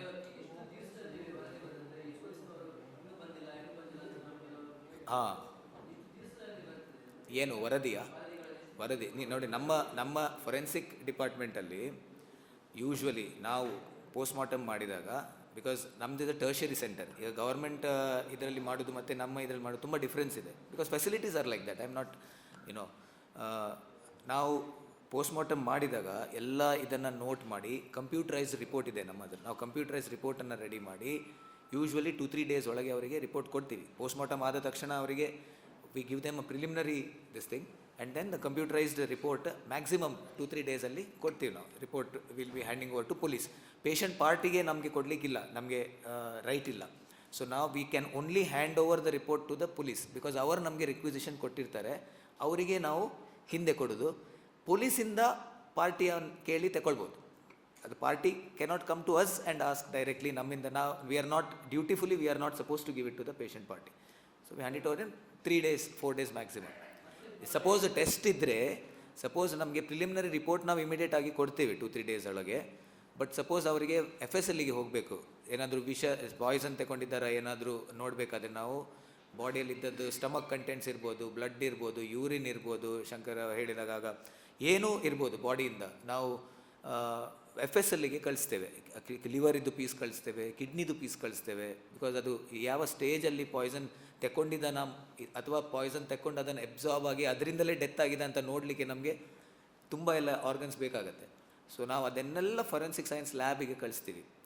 ನಮ್ಮದು ಲ್ಯಾಬ್ ಇದೆ, every regional ಲೆವೆಲಲ್ಲಿ ಒಂದು lab ಇದೆ, state ಲೆವೆಲಲ್ಲಿ ಒಂದು lab ಇದೆ, ಸೆಂಟ್ರಲಲ್ಲಿ lab ಇದೆ. ಇಲ್ಲಿ ರೀಜನಲ್ ಲ್ಯಾಬ್ ಮಂಗಳೂರಲ್ಲಿದೆ, ARDಯಲ್ಲಿದೆ ನಮ್ಮದು. ಮತ್ತು ಹಾಂ, ಗೌರ್ಮೆಂಟ್, ಹೌದು. ಸ್ಟೇಟ್ ಲ್ಯಾಬ್ ಬೆಂಗಳೂರಲ್ಲಿದೆ. ಅಂದರೆ ಇಷ್ಟಿಷ್ಟು ಇದೆ ಇಂಡಿಯಾದಲ್ಲಿ, ಇಷ್ಟು ಸ್ಟೇಟ್ ಲ್ಯಾಬ್ಸ್, ಇಷ್ಟು ಸೆಂಟ್ರಲ್ ಲ್ಯಾಬ್ಸ್, ಇಷ್ಟು ರೀಜನಲ್ ಲ್ಯಾಬ್ಸ್ ಅಂತ ಇದೆ. ನಮಗಿಲ್ಲಿ ಹತ್ತಿರದಂದರೆ ಇದೆ. So we send it there. ಅಲ್ಲಿ ಹೋದರೆ it could take anywhere between 2 to 3 months for detection coming, because ours case load is so much that. ಇಲ್ಲ, government, yeah it's a government established lab. ಅಲ್ಲಲ್ಲ, ಮಣಿಪಾಲಲ್ಲಿ ಲ್ಯಾಬ್ ಇದೆ, ನಮ್ಮದು toxicology lab. ಏನಾಗ್ತದೆ ಅಂದರೆ ಗೌರ್ಮೆಂಟ್ಗೆ certified ಲ್ಯಾಬ್ರೇಟ್ರಿಯಿಂದ ಆದ ರಿಸಲ್ಟ್ ಮಾತ್ರ ಕೋರ್ಟಲ್ಲಿ ಎಕ್ಸೆಪ್ಟ್ ಆಗ್ತದೆ. ಪ್ರೈವೇಟ್ ಲ್ಯಾಬ್ಸ್ ಎಕ್ಸೆಪ್ಟ್ ಆಗೋದಿಲ್ಲ. ಮಾಡ್ಬೋದು, ಹಾಂ, ಅದೇ ಬೇಕು. ನಾವು ಏನೇ ಕೊಟ್ಟರು ಕೂಡ ಕೋರ್ಟ್ ಎಕ್ಸೆಪ್ಟ್ ಮಾಡೋಂಗಿಲ್ಲ. ಗೌರ್ಮೆಂಟ್ ಸರ್ಟಿಫೈಡ್ ಲ್ಯಾಬ್ರೇಟ್ರಿಯಿಂದ ಆದ ರಿಪೋರ್ಟ್ ಮಾತ್ರ ಕೋರ್ಟ್ ಎಕ್ಸೆಪ್ಟ್ ಮಾಡೋದು. ಅದಕ್ಕೋಸ್ಕರ ನಾವು ಕಳಿಸ್ಲೇಬೇಕಾಗ್ತದೆ. ನಾವು ಮಾಡ್ತೀವಿ. ನಾವು ಟ್ರೀಟ್ಮೆಂಟಿಗೋಸ್ಕರ ಡಾಕ್ಟ್ರಿಗೆ ಬೇಕಾದಾಗ ನಾವು ವಿದಿನ್ 5-6 ಅವರ್ಸಲ್ಲಿ ನಾವು ರಿಪೋರ್ಟ್ ರೆಡಿ ಮಾಡಿ ಕೊಡ್ತೀವಿ. ಸೊ ದ್ಯಾಟ್ ಆ ರಿಪೋರ್ಟ್ ನೋಡಿ ಟ್ರೀಟ್ಮೆಂಟ್ ಶುರು ಮಾಡ್ತಾರೆ. ಅವಾಗ ಯೂಸ್ ಆಗ್ತದೆ. ಟ್ರೀಟ್ಮೆಂಟಿಗೆ ತುಂಬ ಯೂಸ್ ಆಗ್ತದೆ.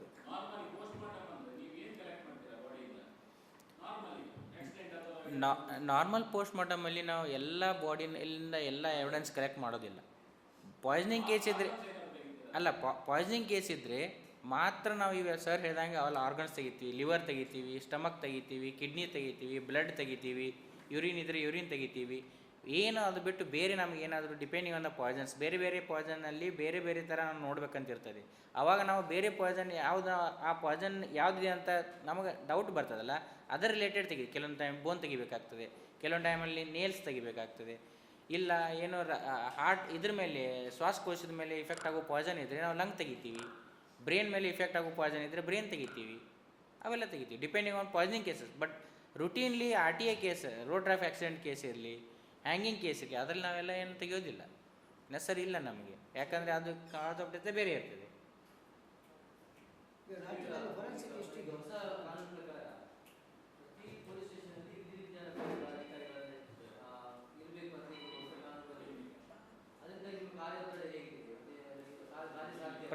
ಪ್ರತಿಯೊಂದು ಪೊಲೀಸ್ ಸ್ಟೇಷನಲ್ಲಿ ವಿಧಿವಿದ್ಯಾನ ಅಧಿಕಾರಿ ಇರಬೇಕಂತ.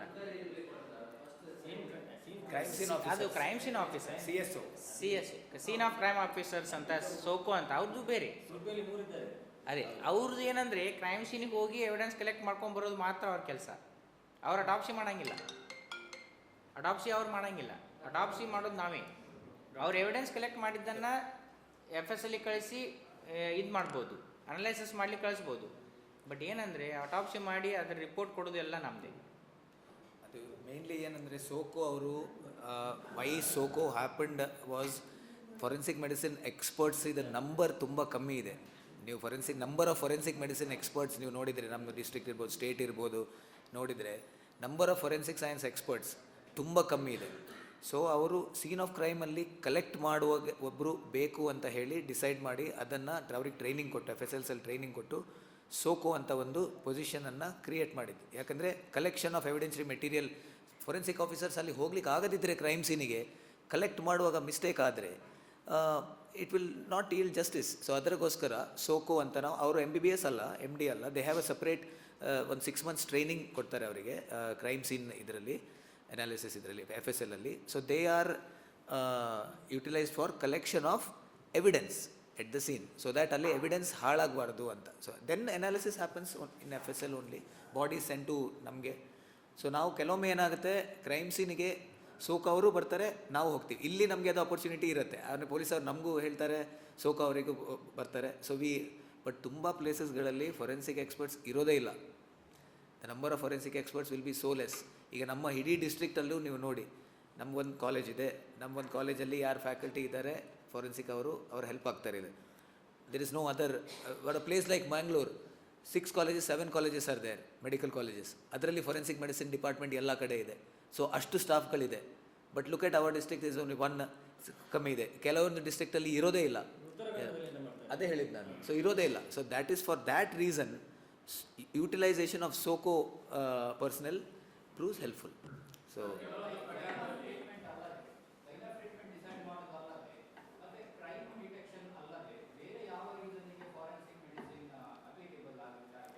Forensic medicine can be applicable. ಈಗ ನಮ್ಮದೇ ನೀವು ಎಕ್ಸಾಂಪಲ್ ತಗೊಳ್ಳಿ, ನೀವು ಲೈನ್ ಆಫ್ ಟ್ರೀಟ್ಮೆಂಟ್ ಬರೋದಿಲ್ಲ ನಮ್ಮ ಇದಕ್ಕೆ. ಅಫ್ಕೋರ್ಸ್ ಕ್ರೈಮ್ ನೀವು ಹೇಳಿದ್ದಕ್ಕೆ ಎನಿ ಲೀಗಲ್ ಮ್ಯಾಟರ್, ಬೇಸಿಕಲಿ ನಾವು V deal with any medico legal matter ಅಂದರೆ ನಮಗೆ ಏನಾದರೂ ನೆಗ್ಲಿಜೆನ್ಸ್ ಕೇಸ್ ಇರ್ಬೋದು. ಮೆಡಿಕಲಿ ನಾವು ಮಾತಾಡುವಾಗ ಈಗ ಪೇಷಂಟಿಗೆ ಏನಾದರೂ ಅದು ಇದಾಯಿತು ಅಂತಂದರೆ then we will come into the picture, we will see whether negligence was really involved or no. We can any example ಕೊಟ್ಟದ್ದು ನಾನು. So any medico legal matter when it comes to question, forensic can be involved.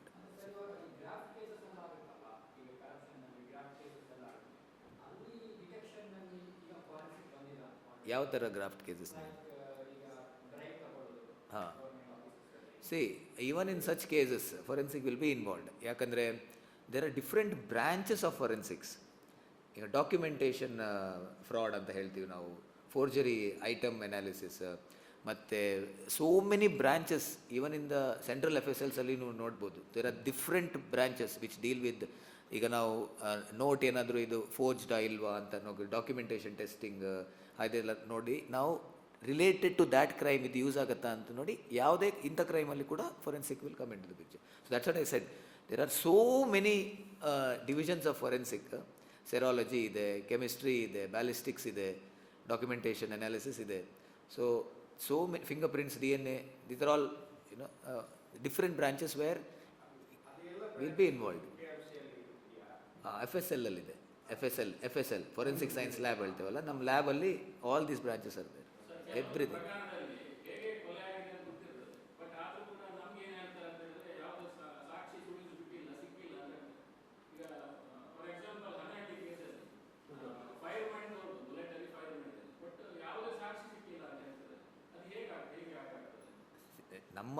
ನಮ್ಮ ಪ್ರಕಾರ ಅಂದರೆ ನನ್ನ ಪ್ರಕಾರ, doctor Shankar ಪ್ರಕಾರ ಅಲ್ಲಿ ಹೇಳ್ತಾ ಇಲ್ಲ ನಾನು ಹೇಳೋದು ನಮ್ಮ ಸೈನ್ಸ್ ಪ್ರಕಾರ.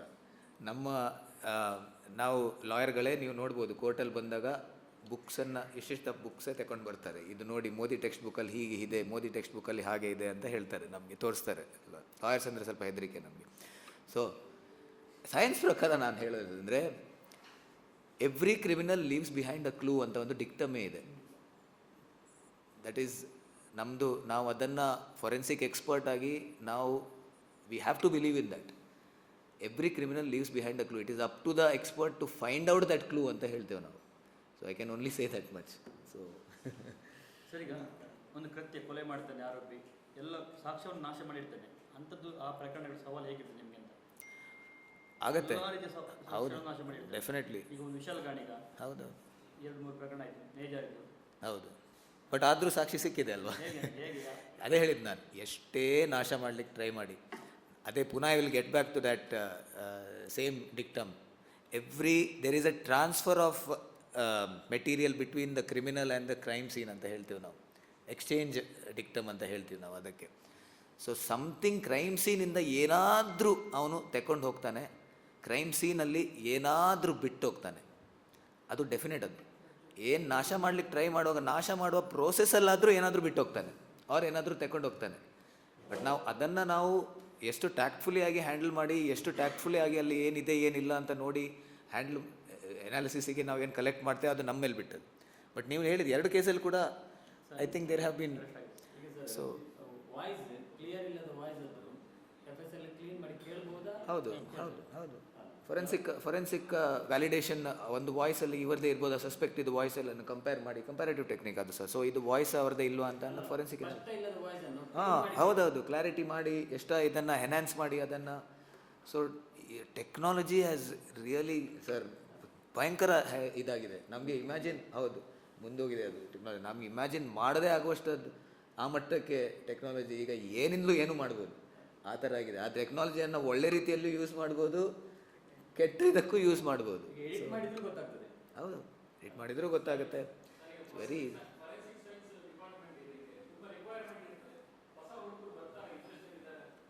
ಡೆಫಿನೆಟ್ಲಿ. ಈಗ ನಮ್ಮದೇ ಡಿಪಾರ್ಟ್ಮೆಂಟಲ್ಲಿ ತಗೊಳ್ಳಿ ನೀವು, ನಾನು ಜಾಯ್ನ್ ಆಗಿ 22 ವರ್ಷ ಆಯಿತು, ಇವರು ಜಾಯ್ನ್ ಆಗಿ ಒಂದು 19-18 ವರ್ಷ ಆಗಿರ್ಬೋದು. ಆಗ ಇದ್ದ ಸ್ಟಾಫ್ ಸ್ಟ್ರೆಂತ್ ಮತ್ತು ಈಗ ಇದ್ದ ಸ್ಟಾಫ್ ಸ್ಟ್ರೆಂತ್ ನೀವು ಕಂಪೇರ್ ಮಾಡಿದರೆ, ಈಗ ನಮ್ಮ ಡಿಪಾರ್ಟ್ಮೆಂಟಲ್ಲಿ ವಿ ಹ್ಯಾವ್ ನಿಯರ್ಲಿ 50 ಪೀಪಲ್. ಆಗ ನಮ್ಮ ಡಿಪಾರ್ಟ್ಮೆಂಟಲ್ಲಿ 10 ಜನ ಇದ್ದರು, 15 ಜನ ಇದ್ದು maximum over the years. PGs ಮತ್ತು ಸ್ಟಾಫ್ ಸೇರಿ ನಾನು ಹೇಳೋದು. ಈಗ PGs ಮತ್ತು ಸ್ಟಾಫ್ ನಮ್ಮ ಸೇರಿ ನೋಡಿದರೆ ಒಂದು 50ರಿಂದ 55 ಜನ ಇದ್ದಾರೆ. ಆ್ಯಕ್ಚುಲಿ 50ರಿಂದ 55 ಜನ ಇದ್ದಾರೆ. So what I'm saying is it is increasing. And one very heartening thing to note is, ನಮ್ಮ ಸ್ಟೂಡೆಂಟ್ಸಿಗೆ ನಾನು ಹೇಳೋದು, ಫೊರೆನ್ಸಿಕ್ ಸೈನ್ಸಲ್ಲಿ ನಮ್ಮದು ಲಾಸ್ಟ್ ನಾವು 2018 MSc ಪ್ರೋಗ್ರಾಮ್ ಸ್ಟಾರ್ಟ್ ಮಾಡಿದ್ವಿ. ಆ ಪ್ರೋಗ್ರಾಮಲ್ಲಿ ನಾವು 10 ಸೀಟ್ಸನ್ನು ನಾವು ಎವ್ರಿ ಇಯರ್ 10 ಸೀಟ್ಸನ್ನು ನಾವು ಅಲಾಟ್ ಮಾಡಿದ್ದೇವೆ. ಅದಕ್ಕೆ 10 ಸೀಟ್ಸಿಂದ ಜಾಸ್ತಿ ನಾವು ಯಾಕೆ ಇದು ಮಾಡಲ್ಲ ಅಂದರೆ, we want to make sure that anybody who takes the programme in Manipal has to be well placed. That is very important. ಅಂದರೆ ನಾವು ಇಂಟರ್ನ್ಶಿಪ್ ಆಪರ್ಚುನಿಟೀಸ್ ಎಲ್ಲ ನೋಡಿ ಎಷ್ಟು ನಮಗೆ ಕ್ರಿಯೇಟ್ ಮಾಡಲಿಕ್ಕೆ ಆಗುತ್ತೆ, ಪ್ರಾಪರ್ ಗುಡ್ ಎಕ್ಸ್ಪೋಜರ್. ಅಪ್ಲಿಕೇಶನ್ಸ್ ನಮಗೆ 200 ಬರ್ತದೆ, ಬಟ್ ನಾವು ಸೆಲೆಕ್ಷನ್ ಮಾಡಿ ಲೇಯರ್ ಬೈ ಲೇಯರ್ ಸೆಲೆಕ್ಷನ್ ಮಾಡಿ ನಾವು 10 ಜನರನ್ನು ಮಾತ್ರ ತಗೊಳ್ಳೋದು. ಅದಕ್ಕೆ ಅವರಿಗೆ ಮತ್ತೆ ಟ್ರೈನ್ ಮಾಡಿ ವಿ ಮೇಕ್ ಶ್ಯೂರ್. ಈಗ ನಾವು ಆಲ್ರೆಡಿ ಪಾಸ್ಔಟ್ ಆದವರು FSLs ಅಲ್ಲಿ ಎಲ್ಲ ಕಡೆ ಇದ್ದಾರೆ, ತುಂಬ ಜನ PhD ಮಾಡ್ತಾ ಇದ್ದಾರೆ. ಸೊ ಓನ್ಲಿ 10 ಸೀಟ್ಸ್ ಕೊಟ್ಟಿದ್ದೀವಿ. ಆ 10 ಸೀಟ್ಸಲ್ಲಿ very heartening thing to notice, 10ರಲ್ಲಿ every year 80 to 90% of the seats are taken up by female candidates, which was not existing earlier. ಮುಂಚೆ ನೀವು ಫೊರೆನ್ಸಿಕ್ ಅಂತ ನೋಡಿದೆ, ನೀವು ನೋಡಿ CID ಸೀರಿಯಲ್ ನೋಡಿ, ನಿಮ್ಮ TV ಯಲ್ಲಿ ಸೋನಿಯಲ್ಲಿ CID ಬರುತ್ತೆ, ಅದರಲ್ಲಿ ಕೂಡ ಒಂದು ಲೇಡಿ ಇದ್ದಾರೆ, 6 ಜನ ಗಂಡಸರಿದ್ದಾರೆ. So what I am trying to say is, it's very heartening to note. ಮುಂಚಿನ ಇದನ್ನು ನೋಡುವಾಗ ಹೆಂಗಸರು, ladies will never come close to forensic. ಅದು ಡೆಡ್ ಬಾಡಿ, ಅದು ಹೆದರಿಕೆ, ಲಾಯರ್ ಹೋಗಬೇಕು, ಪೊಲೀಸ್ ಹತ್ರ ಇರಬೇಕು, ನಾವು ಡಾಕ್ಟ್ರಿಗಿಂತ ಜಾಸ್ತಿ ಪೊಲೀಸ್ ಆಗಿ ಕೆಲಸ ಮಾಡಬೇಕು, ಅದೆಲ್ಲ ನಮಗೆ ಹುಡುಗಿಯರಿಗೆ ಹೇಳಿದಲ್ಲ. ಈಗ ಟೋಟಲಿ ಚೇಂಜ್ ಆಗಿದೆ ಸರ್. ಈ ಬ್ಯಾಚಲ್ಲಿ ಕೂಡ, ನಮ್ಮ ಪ್ರೆಸೆಂಟ್ ಬ್ಯಾಚಲ್ಲಿ ಕೂಡ 9 ಜನ ಹುಡುಗಿಯರು, ಒಬ್ಬ ಹುಡುಗ ಇದ್ದಾನೆ. So that is a trend that is changing. People are PUC ಆಗಿ BSc ಆಗಿ ಸೈನ್ಸ್ ಬ್ಯಾಕ್ಗ್ರೌಂಡ್ BSc ಅಂದರೆ BSc ತಗೊಂಡು BCom ಮತ್ತು BA ಅಂದರೆ ಲಿಂಕ್ ಇರೋದಿಲ್ಲ ಅದಕ್ಕೆ. ಹೌದು, biology science it can be any BSc stream. BSc ತಗೊಂಡು ಮತ್ತೆ MSc ಮಾಡಬೇಕು. That is one way of. ಇಲ್ಲದ್ರೆ ನೀವು MBBS ಮಾಡಿದರೆ MD ಫೊರೆನ್ಸಿಕಲ್ ಮಾಡಿ, ನಾವು ಮಾಡಿದಾಗ MD ಫೊರೆನ್ಸಿಕಲ್ ಮಾಡಿ you can take up forensic. So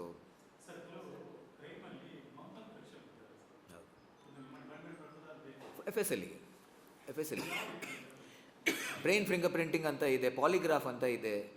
so ಅದನ್ನು ನಾವು ಒಂದು ಮನುಷ್ಯ ಅವನಿಗೆ ಒಂದು ಸ್ಟೇಟ್ ಅವನದು ನಾವು ಕ್ರಿಯೇಟ್ ಮಾಡಿದರೆ ಅವನಲ್ಲಿ ಅವನು ಸತ್ಯ ಹೇಳ್ತಾನೆ ಅಂತ ಒಂದು ನಂಬಿಕೆ ಅವನಲ್ಲಿ. ಅಂದರೆ ಸೋಡಿಯಂ ಪೆಂಟೋಥಾಲ್ ನಾವು ಇಂಜೆಕ್ಟ್ ಮಾಡ್ತೀವಿ ಅವರನ್ನು ಇದರಲ್ಲಿ, ಬ್ರೈನ್ ಫಿಂಗರ್ ಪ್ರಿಂಟಿಂಗ್ ಇದರ ನಮ್ಮ ಇದರಲ್ಲಿ ಪಾಲಿಗ್ರಫಿ ಇದರಲ್ಲೆಲ್ಲ. ಸೊ ಅದನ್ನು ನಾವು ಮಾಡಿದಾಗ ಅವನು ಸತ್ಯ ಹೇಳ್ತಾನೆ ಅಂತ ನಾವು ಆ ಸ್ಟೇಟಿಗೆ ಹೋಗ್ತಾನೆ. ಅವನು ಒಂಥರ ಏನದು, ಹೌದು, ಅಮಲಿನ ಸ್ಟೇಟ್ ಅಂದರೆ ಟ್ವೈಲೈಟ್ ಝೋನ್ ಅಂತ. ಆ ಸ್ಟೇಟಲ್ಲಿ ಹೋದಾಗ ಅವನಿಗೆ ಏನು ಕೇಳಿದ್ರು ಅವನು ಸತ್ಯ ಹೇಳ್ತಾನೆ ಅಂತ ಒಂದು ನಂಬಿಕೆಯಿಂದ ನಾವು ಅವನು ಹೇಳಿದ್ದನ್ನು ರೆಕಾರ್ಡ್ ಮಾಡಿ, probably even if that is not used as a concrete evidence in court, that can still be used as a corroborative evidence ಅಂತ ಹೇಳ್ತೀವಿ. ಅಂದರೆ ಅವನು ಹೇಳಿದ್ದನ್ನು ನಾವು ಇನ್ವೆಸ್ಟಿಗೇಟ್ ಮಾಡುವ ನಮಗೆ ಒಂದು ದಾರಿನೂ ಸಿಗ್ಬೋದು. ಅವನು ಹೇಳಿದ್ದಕ್ಕೆ ಅದೇ ಎವಿಡೆನ್ಸ್ ಆಗಿ ಯೂಸ್ ಮಾಡಲಿಕ್ಕೆ ಕಷ್ಟ ಆಗಿದ್ದು ಸಹ ಅವನು ಹೇಳಿದ್ದನ್ನು ನಾವು ಒಂದು ಕ್ಲೂ ಅದನ್ನು ಇನ್ವೆಸ್ಟಿಗೇಟ್ ಮಾಡುವಾಗ ನಮಗೆ ಎಲ್ಲ ಕ್ಲೂ ಸಿಗ್ಬೋದು. So that is where it can prove to be very useful. And ಪಾಲಿಗ್ರಾಫಲ್ಲಿ ಸಹ ಕೂಡ ನಿಮಗೆ ಆ ಒಂದು ಸ್ಕಿನ್ ರೆಸ್ಪಾನ್ಸ್, ಅವನಿಗೆ ಏನಾದರೂ ಒಂದು ತೋರಿಸಿದಾಗ ಅವನು ರೆಸ್ಪಾನ್ಸ್ ಹೇಗೆ ಮಾಡ್ತಾನೆ, ಅವನಿಗೆ ಅದು ಒಂದು ಸಪೋಸ್ ಅವನೇನಾದರೂ ಕ್ರೈಮ್ ಮಾಡಿದಾಗ ಅವನಿಗೆ ಒಂದು ಚಾಕು ಸಪೋಸ್ ಅವನಿಗೆ ತೋರಿಸಿದರೆ ಆ ಚಾಕು ನೋಡಿದ ತಕ್ಷಣ ಅವನ ಬಾಡಿಯಲ್ಲಿ ಏನಾದರೂ ಒಂದು ರಿಯಾಕ್ಷನ್ ಆಗ್ತದೆ, ಅಂದರೆ ಅವನಿಗೆ ನೆನಪಾಗ್ತದೆ ನಾನು ಅದರಿಂದ ಮಾಡಿದ್ದು ಅಂತ. ಸೊ ಅವನ ಬಾಡಿಯಲ್ಲಿ ಹಾರ್ಟ್ ರೇಟ್ ಜಾಸ್ತಿ ಆಗ್ಬೋದು ಸುಳ್ಳು ಹೇಳಿದರೆ. ಸೊ ಬೆವರು ಜಾಸ್ತಿ ಬರ್ಬೋದು, R any small minute reaction in the body is captured by instruments. So ಆ ಚೇಂಜಸನ್ನು ನಾವು ನೋಡಿ ನಮಗೆ ಒಂದು ಕ್ಲೂ ಸಿಗ್ಬೋದು, ಇವನು ಸುಳ್ಳು ಹೇಳ್ತಿದ್ದಾನೆ. ಬಟ್ ಅದನ್ನೂ ಕೂಡ ಬೀಟ್ ಮಾಡುವ ಕ್ರಿಮಿನಲ್ಸ್ ಇರ್ತಾರೆ, ಇಲ್ಲ ಅಂತ ಹೇಳೋದಿಲ್ಲ ನಾನು. ಅವರು ಅದೇ ಅಂತ ಹಾರ್ಡ್ ಆ್ಯಂಡ್ ಕ್ರಿಮಿನಲ್ಸ್ ನಾವು ಹೇಳೋದು. ನೀವು ಏನು ಕೇಳಿದ್ರು ಪಾಲಿಗ್ರಾಫ್ ಅಲ್ಲ, ಯಾರು ಗೊತ್ತಾಯ್ತು.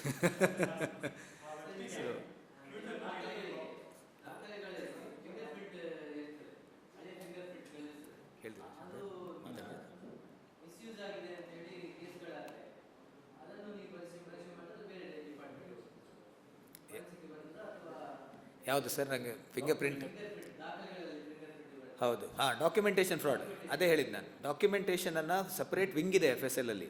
ಫೋರೆನ್ಸಿಕ್ ಡಾಕ್ಯುಮೆಂಟೇಷನ್ ಅಂತ ವಿಂಗೇ ಇರ್ತದೆ, ಸಪ್ರೇಟ್ ವಿಂಗ್ ಇದೆ. ಅವ್ರ ಕೆಲಸ ಬರೀ ಇಂಥ ಡಾಕ್ಯುಮೆಂಟ್ಸ್ ಬಂದಿರೋ ಫ್ರಾಡ್ ಆಗಿ ಬಂದಿರೋ ಡಾಕ್ಯುಮೆಂಟ್ಸ್ ಮಾತ್ರ ಟೆಸ್ಟ್ ಮಾಡಿ. ಈವನ್ ನಿಮ್ಮ ಸಿಗ್ನೇಚರ್ ಕೂಡ ನೀವು ಮಾಡಿದ ಸಿಗ್ನೇಚರ, ಬೇರೆದವ್ರು ಮಾಡಿದ ಸಿಗ್ನೇಚರ, ಫೋರ್ಜರಿ ಮಾಡಿದ ಸಿಗ್ನೇಚರ, ಬರೀ ಡಾಕ್ಯುಮೆಂಟ್ಸನ್ನು ಮಾತ್ರ ಟೆಸ್ಟ್ ಮಾಡಲಿಕ್ಕೆ ಒಂದು ಇದೇ ಬೇರೆ ಇದೆ, ವಿಂಗೇ ಬೇರೆ ಇದೆ. ಎಷ್ಟೇ ವರ್ಷದ ಹಳೆಯ ಇರಲಿ ಅದು ಗುರುತಾಗ್ತದೆ, ನೀವೇ ಮಾಡಿದ್ದ ಬೇರೆಯವ್ರು ಮಾಡಿದ್ದ ನೀವು ಮಾಡಿದ್ದು ಬೆಳಗ್ಗೆ ಮಾಡಿದ್ದೀರಾ ಸಾಯಂಕಾಲ ಮಾಡಿದ್ದೀರಾ ಅದು ಕೂಡ ಹೇಳ್ತಾರೆ ಪ್ರತಿಯೊಂದು.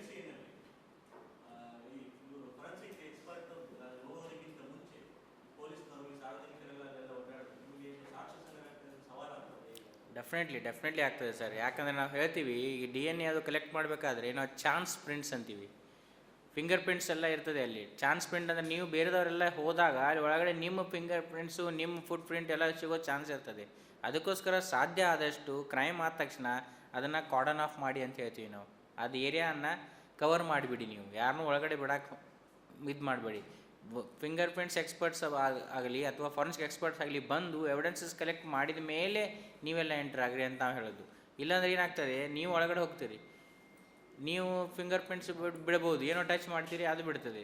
ಆನಂತರ ಚಾನ್ಸ್ DNA ಕೂಡ ನಿಮ್ಮದು DNA ಕೂಡ ಅಲ್ಲಿ ಸಿಗೋ ಚಾನ್ಸ್ ಇರ್ತದೆ. ಅದಕ್ಕೋಸ್ಕರ ಬೆಟ್ರ್ ಏನಂದರೆ ಕ್ರೈಮ್ ಆಗಿದೆ ಅಂದ ತಕ್ಷಣ ನೀವು ಸಡನ್ನಾಗಿ ಹೋಗಿ ಏನೂ ಮಾಡಬಾರ್ದು. ಅಲ್ಲಿ ಅದನ್ನು ಏರಿಯಾ ಕಾರ್ಡನ್ ಆಫ್ ಮಾಡಬೇಕು, ಎಕ್ಸ್ಪರ್ಟ್ಸ್ ಕರಿಬೇಕು, ಎಕ್ಸ್ಪರ್ಟ್ಸ್ ಎವಿಡೆನ್ಸ್ ಏನು ಬೇಕು ಅದೆಲ್ಲ ಕಲೆಕ್ಟ್ ಮಾಡಿದ ಮೇಲೆ ನೀವು ನೆಕ್ಸ್ಟ್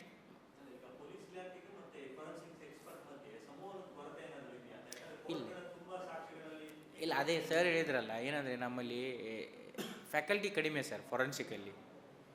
ನೀವು ಕ್ರೈಮ್ಸ್ ಜಾಸ್ತಿ ಆಗ್ತಾ ಇದ್ದಾವೆ, ಫ್ಯಾಕಲ್ಟಿ ಕಡಿಮೆ ಇದೆ. ಗೌರ್ಮೆಂಟ್ ಏನು ಅದ್ರ ಮೇಲೆ ಆ್ಯಕ್ಚುಲಿ ಗೌರ್ಮೆಂಟಿಗೆ ನಮ್ಮ ಇದರಿಂದ ನಾವು ಪ್ರಪೋಸಲ್ ಕೂಡ ಕಳಿಸಾಯಿತು. ಪ್ರತಿಯೊಂದು ಡಿಸ್ಟಿಕ್ಕಿಗೆ ಒಂದು ಎಕ್ಸ್ಪರ್ಟನ್ನು, ಫೊರೆನ್ಸಿಕ್ ಎಕ್ಸ್ಪರ್ಟನ್ನು, ಪ್ರತಿಯೊಂದು ತಾಲೂಕಿಗೆ ಒಂದು ಫೊರೆನ್ಸಿಕ್ ಎಕ್ಸ್ಪರ್ಟನ್ನು ಅಪಾಯಿಂಟ್ ಮಾಡಿ ಅಂತ. ಗೌರ್ಮೆಂಟ್ ರೆಡಿ ಇಲ್ಲ, ಅದೇ ಪ್ರಾಬ್ಲಮ್ ಆಗಿರೋದು. ಗೌರ್ಮೆಂಟ್ ಅಪಾಯಿಂಟ್ ಮಾಡಿಕೊಂಡ್ರೆ ಏನಾಗ್ತದೆ, ಇಮಿಡಿಯೇಟಾಗಿ ಇವ್ರು ಏನು ಮಾಡ್ತಾರೆ, ಯಾರೋ ಹೋಗ್ತಾರೆ ಕಲೆಕ್ಟ್ ಮಾಡ್ತಾರೆ, ಅವ್ರಿಗೆ ಕಂಪ್ಲೀಟ್ ನಾಲೆಜ್ ಇರೋಂಗಿಲ್ಲ ಏನು ಕಲೆಕ್ಟ್ ಮಾಡಬೇಕು, ಎಷ್ಟು ಕಲೆಕ್ಟ್ ಮಾಡಬೇಕು, ಯಾವ್ದು ಕಲೆಕ್ಟ್ ಮಾಡಬೇಕು ಅಂತ. ಸೊ ಸುಮ್ಮನೆ ಹೋದ ತಕ್ಷಣ ಏನಾಗ್ತದೆ, ತಮ್ಗೆ ಗುರ್ತಿರೋದು ಮಾತ್ರ ಓಕೆ ಬ್ಲಡ್ ಇದೆಯಾ ಸ್ವಲ್ಪ ಬ್ಲಡ್ ತೆಗಿತಾರೆ ಅಷ್ಟೇ. ಆ ಬ್ಲಡ್ಡನ್ನು ಯಾವ ಥರ ತೆಗಿಬೇಕು, ಯಾವ ಥರ ಪ್ರಿಸರ್ವ್ ಮಾಡಬೇಕು ಗುರ್ತಿರೋದಿಲ್ಲ, ಅಲ್ಲಿ ಎವಿಡೆನ್ಸ್ ಲಾಸ್ ಆಗಿಬಿಡ್ತದೆ. ಸೊ ಅದಕ್ಕೋಸ್ಕರ ಇಂಪಾರ್ಟೆಂಟ್ ಅಂದರೆ ಫೊರೆನ್ಸಿಕ್ ಎಕ್ಸ್ಪರ್ಟ್ ಎಷ್ಟು ಜಾಸ್ತಿ ಆಗ್ತಾರೆ ಅಷ್ಟು ಈಸಿ ಆಗ್ತದೆ. ಮತ್ತು ನಾವು ಏನು ಮಾಡ್ತೀವಿ ಅಂದರೆ ನಮ್ಮ ಸೈಡಿಂದ ಪೊಲೀಸರಿಗೆ ರೆಗ್ಯುಲರ್ ಆಗಿ ಕ್ರೈಮ್ ಸೀನ್ ಇನ್ವೆಸ್ಟಿಗೇಷನಲ್ಲಿ ಟ್ರೈನ್ ಮಾಡ್ತೀವಿ. ಎಲ್ಲ ಡಿಸ್ಟ್ರಿಕ್ಟಿದು ಫುಲ್ ಪೊಲೀಸ್ ಸ್ಕ್ವಾಡಿಗೆ ನಾವು ಕರೆಸಿ, ನಮ್ಮ ಡಿಪಾರ್ಟ್ಮೆಂಟಿಗೆ ಕರೆಸಿ ಕ್ರೈಮ್ ಸೀನ್ ಇನ್ವೆಸ್ಟಿಗೇಷನಲ್ಲಿ ಟ್ರೈನ್ ಮಾಡ್ತೀವಿ. ಅಂದರೆ ಕ್ರೈಮ್ ಆದಾಗ ನೀವು ಸೀನಲ್ಲಿ ನೀವು ಹೇಗೆ how you should react, cordon off ಹೇಗೆ ಮಾಡಬೇಕು, ಎವಿಡೆನ್ಸ್ ಏನೆಲ್ಲ ಇರ್ಬೋದು, ಯಾವ ಎವಿಡೆನ್ಸನ್ನು ಡಿಸ್ಟ್ರಾಯ್ ಮಾಡಬಾರ್ದು, ಯಾವ ಮುಟ್ಟಿದ್ರೆ ಪ್ರಾಬ್ಲಮ್ ಆಗ್ಬೋದು, ಏನು ಮಾಡಬೇಕು, basically what are the steps crime scene ಇನ್ವೆಸ್ಟಿಗೇಷನಲ್ಲಿ ಏನಂತ ನಾವು ಅವರಿಗೆ annually at least once or twice ನಾವು ಮಾಡ್ತಾ ಇರ್ತೀವಿ. ಯಾಕಂದರೆ ಹೊಸ ಪೊಲೀಸರು ಜಾಯ್ನ್ ಆಗ್ಬೋದು, ಸೊ ಅವರಿಗೂ ಟ್ರೈನ್ ಆಗ್ಬೋದು. ಸೊ ರೆಗ್ಯುಲರ್ಲಿ ಒಮ್ಮೆ ಮಾಡಿನಲ್ಲ, every year we have that process of having a crime scene workshop ಅಂತ ಹೇಳ್ತೀವಿ ನಾವು.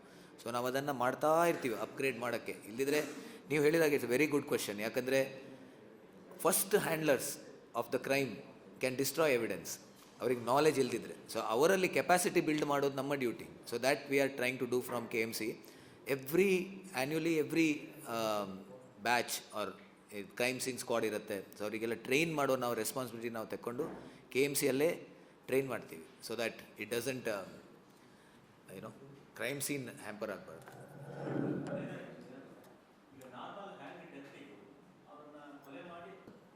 ಡಿಫ್ರೆನ್ಸ್ ಕಾಣುತ್ತೆ, ಡೆಫಿನೆಟ್ಲಿ ಗೊತ್ತಾಗುತ್ತೆ. ಯಾಕಂದರೆ ನೀವು ನಾರ್ಮಲ್ ಆಗಿ ಕ್ರೈಮ್ ಸೀನಲ್ಲೂ ಇರ್ಬೋದು, ಬಾಡಿಯಲ್ಲೂ ಇರ್ಬೋದು. ಸೊ ಎರಡು ಕಡೆಯಲ್ಲಿ ನಾವು ನೋಡಬೇಕಾಗ್ತದೆ ಎವಿಡೆನ್ಸ್. ಸೊ ನಾರ್ಮಲ್ ಆಗಿ ಹ್ಯಾಂಗ್ ಮಾಡಿದವರದ್ದು ಬೇರೆ ಸರ್ಕಮ್ಸ್ಟೆನ್ಸಸ್ ಬೇರೆ ಇರುತ್ತೆ, ಅವ್ರದ್ದು ಹಿಸ್ಟ್ರಿ ನೋಡುವಾಗ ಬೇರೆ ಇರುತ್ತೆ, ಅವ್ರದ್ದು ಸರ್ಕಮ್ಸ್ಟ್ಯಾನ್ಷಿಯಲಲ್ಲಿ ನಾವು ಅಂದರೆ ಅವ್ರದ್ದು what he has done till then ಎಲ್ಲ ನಮಗೆ ಹಿಸ್ಟ್ರಿ ಗೊತ್ತಿರುತ್ತೆ. ಮತ್ತು ಲೈಗೇಚರ್ ಮಾರ್ಕ್ ಅಂತ ಹೇಳ್ತೀವಿ ನಾವು, ಅದು ಒಂದು ರೀತಿಯಲ್ಲಿ on the body evidence crime ಸೀನಲ್ಲೂ ಇರುತ್ತೆ. ಏನು ಸೀನ್ ಡಿಸ್ಟರ್ಬ್ ಆಗಿರೋದಿಲ್ಲ. ಯೂಶ್ವಲಿ ಬೇರೆಯವ್ರು ಹ್ಯಾಂಗ್ ಮಾಡಿದರೆ ಅಲ್ಲಿ ಸೀನಲ್ಲಿ ಡಿಸ್ಟರ್ಬೆನ್ಸ್ ಇದ್ದಿರುತ್ತೆ most of the times. Ligature mark ಅಂತ ಹೇಗಿರುತ್ತೆ ಅದೊಂದು ರೀತಿಯಲ್ಲಿರುತ್ತೆ. ಕೆಲವೊಮ್ಮೆ if the condition is favourable, ಅಂದರೆ ಸಪೋಸ್ ಫಾರ್ ಎಕ್ಸಾಂಪಲ್ ಒಂದು ವುಡನ್ ಇದು ಮರದ ಮೇಲೆ ಎಲ್ಲಾದರೂ ಹ್ಯಾಂಗ್ ಮಾಡ್ಕೊಂಡಿದ್ರೆ, ಒಂದು ಬ್ರ್ಯಾಂಚ್ ಮೇಲೆ ಎಲ್ಲಾದರೂ ಹಾಕಿ ಮಾಡಿದರೆ, ನಾವು ಮರದ್ದು ಬ್ರ್ಯಾಂಚಿಂದ ಸಹ ಸ್ವಲ್ಪ ಎವಿಡೆನ್ಸ್ ನಮಗೆ ಅಷ್ಟು ಸುಲಭ ಇಲ್ಲ ಅದು, but still we look at it. Sometimes what happens, ನೀವು ಹ್ಯಾಂಗ್ ಮಾಡೋದಾದರೆ ಹ್ಯಾಂಗ್ ಮಾಡೋದಾದರೆ ಮನುಷ್ಯ ಯೂಶ್ವಲಿ ಹೇಗೆ ಹ್ಯಾಂಗ್ ಮಾಡ್ಕೊಳ್ತಾನೆ ಯೂಶ್ವಲಿ ಅವನೊಂದು ಮೇಲೇನ ಇದು ಕಟ್ಟಿ ಅದನ್ನು ಇದು ಹ್ಯಾಂಗ್ ನೂಸ್ ಮಾಡಿ ಅವನು ಕುತ್ತಿಗೆಗೆ ಹಾಕ್ಕೊಂಡು ಹಿ ವಿಲ್ ಜಂಪ್, ಕಲ್ಲೇನಾದರೂ ಇಟ್ಟು ಅದನ್ನು ದುಡಿಬಿಟ್ಟು ಹ್ಯಾಂಗ್ ಮಾಡ್ಕೊಳ್ತಾನೆ. ಬಟ್ ಒಬ್ಬನಿಗೆ ಕೊಂದು ಹ್ಯಾಂಗ್ ಮಾಡಬೇಕಾದ್ರೆ ಯೂಶ್ವಲಿ ಹೇಗೆ ಮಾಡ್ತೇವೆ ನಾವು, ಕೊಂದಿದ್ದರೆ ಅವನಿಗೆ ಅವನಿಗೆ ಇದಕ್ಕೆ ಕಟ್ಟಿ ಅದಕ್ಕೆ ಮೇಲೆ ಬಿಸಾಡಿ ಅದನ್ನು ಎಳಿತಾರೆ. ಆ ಬಾಡಿಯನ್ನು ಹೊತ್ಕೊಂಡು ಮರದ ಮೇಲೆ ಹೋಗ್ಕೊಂಡು ಕೆಳಗೆ ಹಾಕೋದಿಲ್ಲ ಯಾರು, ಅಲ್ವಾ? ಕರೆಕ್ಟ್ ಅಲ್ವಾ? ಬಾಡಿಯನ್ನು ಹಿಡ್ಕೊಂಡು ಮರದ ಮೇಲೆ ಹೋಗಿ ಅಲ್ಲಿಂದ ಕೆಳಗೆ ಬಿಸಾಡೋದಿಲ್ಲ. ಅವನಿಗೆ ಕುತ್ತಿಗೆ ಕಟ್ಟಿ ಮೇಲೆ ಹಾಕಿ ಹೀಗೆ ಎಳಿತಾರೆ, ಬಾಡಿ ಮೇಲೆ ಹೋಗ್ತದೆ. ಹ್ಯಾಂಗಿಂಗ್ ಥರ they want to make it look like hanging. So ನಾವು ಮರದ್ದು ವುಡನ್ ಅದು ಬ್ರ್ಯಾಂಚ್ ನೋಡಿದಾಗ ಸಹ ನಮಗೆ ಸಿಗುವ ಚಾನ್ಸಸ್ ಇರುತ್ತೆ. ಆ ರೋಪ್ ಈ ಡೈರೆಕ್ಷನಲ್ಲಿ ಹೋಗಿ ಆಗಿದೆಯಾ ಇಲ್ವಾ ಅಂತ, ಅದರ ಫೈಬರ್ಸ್ ಯಾವ ಡೈರೆಕ್ಷನಲ್ಲಿ ಓಡ್ತಾ ಇದೆ ಅಂತ ಕೂಡ ಒಂದು ಕ್ಲೂ ನಮಗೆ. What I'm trying to say is even the minutest of things can give us some idea as to how it may have happen. ನಾವು ರೀಕನ್ಸ್ಟ್ರಕ್ಷನ್ ಮಾಡುವಾಗ ಅವನ ಒಳಗೆ ಏನೋ ಇಂಜುರೀಸ್ ಇರ್ತದೆ, ಅವನಿಗೆ ಹ್ಯಾಂಗಿಂಗಿಂದ ಸಾಯ್ಲಿಲ್ಲದಿದ್ದರೆ ಅವನು ಬೇರೆ ಯಾವುದಾದ್ರೂ ಕಾಸ್ ಆಫ್ ಡೆತ್ ಇರಬೇಕಲ್ಲ, ಸತ್ತಿದಾನವದಲ್ವ? ಸೊ ನಮಗೆ ಬೇರೆ ಏನಾದರೂ ಕಾಸ್ ಸಿಗುತ್ತೆ. ಅವನು ಹ್ಯಾಂಗಿಂಗ್ ಅಲ್ಲದಿದ್ದರೆ ಅವನಿಗೆ ಏನಾದ್ರು ಪಾಯ್ಸನ್ ಕೊಟ್ಟಿದ್ರೆ ಅವನು ಪಾಯ್ಸನ್ ಡಿಟೆಕ್ಟ್ ಆಗುತ್ತೆ, ಅವನಿಗೆ ಹೊಡೆದಿದ್ರೆ ಇಂಜುರಿ ಕಾಣುತ್ತೆ. ಈಗ ಪೋಸ್ಟ್ ಮಾರ್ಟಮಲ್ಲಿ ಗೊತ್ತಾಗ್ತದೆ ಅವನು ಉಸಿರುಗಟ್ಟಿ ಸಾಯಿಸಿ ಮಾಡಿದ್ದ ಅಲ್ಲ ಹ್ಯಾಂಗಿಂಗ್ ಮೇಲೆ ಸತ್ತದ. ಅದೇ ಹೇಳಿದ್ದು, ಉಸಿರು ಕಟ್ಟಿ ಸಾಯಿಸಿದರೆ ಅವನಿಗೆ ಬೇರೆ ರೀತಿಯ ಚೇಂಜಸ್ ಆಗುತ್ತೆ ಒಳಗೆ, ಹ್ಯಾಂಗಿಂಗಲ್ಲಿ ಆದಾಗ ಬೇರೆ ರೀತಿ ಆಗುತ್ತೆ. ಈವನ್ ನೀವು ಉಸಿರು ಕಟ್ಟಿ ಹೀಗೆ ಮಾಡಿದರೆ ಇಲ್ಲಿ ಏನು ಇಂಜುರಿ ಇರೋದಿಲ್ಲ ಒಳಗೆ. ಯೂಶ್ವಲಿ ಪೋಸ್ಟ್ ಮಾರ್ಟಮ್ ಇಂಜುರಿ ಭಾರಿ ಆ್ಯಂಟಿಮಾರ್ಟಮ್ ಇಂಜುರೀಸ್ ಮತ್ತು ಪೋಸ್ಟ್ ಮಾರ್ಟಮ್ ಇಂಜುರಿಗೆ ತುಂಬ ಡಿಫ್ರೆನ್ಸ್ ಇದೆ. ಸೊ ಉಸಿರು ಕಟ್ಟಿ ಆಗುವಂತಹ ಚೇಂಜಸ್ ಒಳಗೆ ಅದು ನಮಗೆ ಕಂಡು ಬರ್ತದೆ. ಅವ್ರು ನೀವು ಈವನ್ ಅವನು ಕುತ್ತಿಗೆಯನ್ನು ಹಿಸುಕಿ ಕೊಂದರೂ ಸಹ ಅದರಲ್ಲಿ ಆಗುವ ಚೇಂಜಸ್ ಮತ್ತು ಹ್ಯಾಂಗಿಂಗ್ ಮಾಡಿಕೊಂಡು ಸತ್ತರೆ ಅದರಲ್ಲಿ ಆಗುವ ಚೇಂಜಸ್ ಕೂಡ ಡಿಫ್ರೆನ್ಸ್ ಇರುತ್ತೆ. ನಾವು 10-15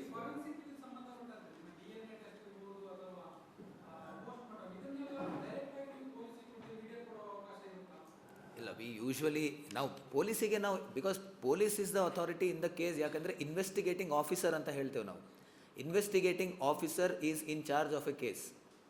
We are helping the investigating officers in collecting evidence and solving the crime. Basically that is the idea about any crime. So now police-ಗೆ authority irutte because he is the investigating officer. But see, we avoid talking to media whenever it is whenever we don't usually it is left to them. So even when a case is solved, ನೀವು ನೋಡಿದ್ರು ಪೇಪರಲ್ಲಿ ಕೂಡ crime solved, ಇದರ ಕೇಸಿದ in charge inspector so and so from so the station with ಇವೆಲ್ಲ ಸಿಬ್ಬಂದಿಗಳು ಒಂದು ಕೇಸನ್ನು ಸಾಲ್ವ್. ಫೊರೆನ್ಸಿಕ್ ಎಕ್ಸ್ಪರ್ಟ್ ಇದೆ ಸರ್ ಇಲ್ಲಿ ಇರೋದು. ಹೌದು. ಆತ್ಮಹತ್ಯೆ ಮಾಡಿದಾಗ ಅವ್ರ ಬಾಡಿ ಕಾಲಿಗೆ ನೆಲಕ್ಕೆ ತಾಗ್ತದಲ್ಲ, ಅಂದರೆ ನಾವು ಮೊದಲೆಲ್ಲ ಬರೀತಿದ್ದೆವು ಕೊಲೆ ಸಂಖ್ಯೆ ಅಂತೆಲ್ಲ ಬರೀತಿದ್ದೆವು, ಬಾಡಿ ಅದೇ ಆ್ಯಕ್ಚುಲಿ ತಾಗ್ತದೆ. ಆ್ಯಕ್ಚುಲಿ ನೋಡಿದಾಗ ನೀವು ಅದಕ್ಕೆ ನಾವು ಪಾರ್ಷಿಯಲ್ ಹ್ಯಾಂಗಿಂಗ್ ಅಂತ ಹೇಳ್ತೀವಿ. ಕಂಪ್ಲೀಟ್ ಹ್ಯಾಂಗಿಂಗ್ ಮತ್ತು ಪಾರ್ಷಿಯಲ್ ಹ್ಯಾಂಗಿಂಗಲ್ಲಿ ಡಿಫ್ರೆನ್ಸ್ ಇದೆ.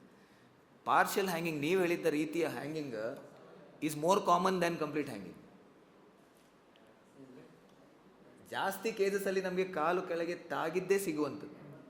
ಕಂಪ್ಲೀಟ್ ಹ್ಯಾಂಗಿಂಗ್ ಆಗಿ ನಮಗೆ ಸಿಕ್ಕಿದ ಕೇಸಸ್ ನಾವು ಈಗ ಸ್ಟ್ಯಾಟಿಸ್ಟಿಕ್ಸ್ ನೋಡಿದರೆ ಕಮ್ಮಿ actually. But that is called partial hanging. But ಅಂಥವು ಕೇಸಸ್ ಹ್ಯಾಂಗಿಂಗಲ್ಲಿ ಆಗ್ತದೆ, ಅಂದರೆ ಜಾಸ್ತಿ ಆಗ್ತದೆ ಇನ್ಫ್ಯಾಕ್ಟ್. ಯಾವ ಮಾಡಿ ಹೈ ಪ್ರೊಫೈಲ್ ಕೇಸಸ್? ಹೌದು.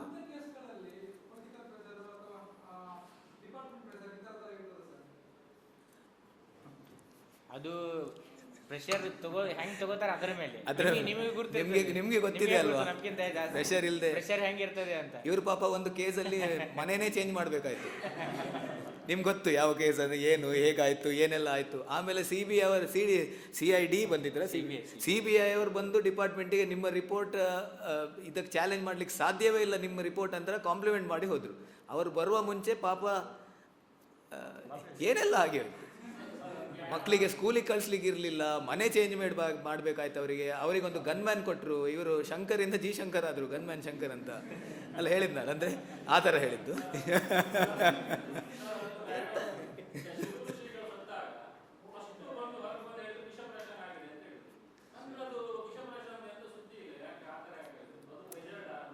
ಅಲ್ಲ ಪ್ರೆಷರ್ ಅಂತ ನಾವು ಸೈಂಟಿಫಿಕ್ ಆಗಿ ನಾವು ಏನು ಎವಿಡೆನ್ಸ್ ಕೊಡ್ಬೋದು ನಾವು ಕೊಟ್ಟಿದ್ದೀವಿ. ಆ್ಯಕ್ಚುಲಿ ನಮ್ಮ ಸೈಡಿಂದ whatever evidence had to be given, how it is suppose to be collected very scientifically. So that we have given. But ಅದೇ ಹೇಳಿದ್ದು ನಾನು. ಸೊ ವಿಷ ಯಾವ ರೀತಿ ಬಂದಿರ್ಬೋದು ಅಂತ ನಾವು ಹೇಳಿದ್ದು ಏನು ನಮ್ಮ ರಿಪೋರ್ಟ್ ಪ್ರಕಾರ. Reports where what was there. So we have given the evidence. Now how it has this thing or it was a more sophisticated test detected negativity of the report ಅಂತ ಆಮೇಲೆ ಬಂತಿದ್ದು ಪಾಸಿಬಲ್. ಸೊ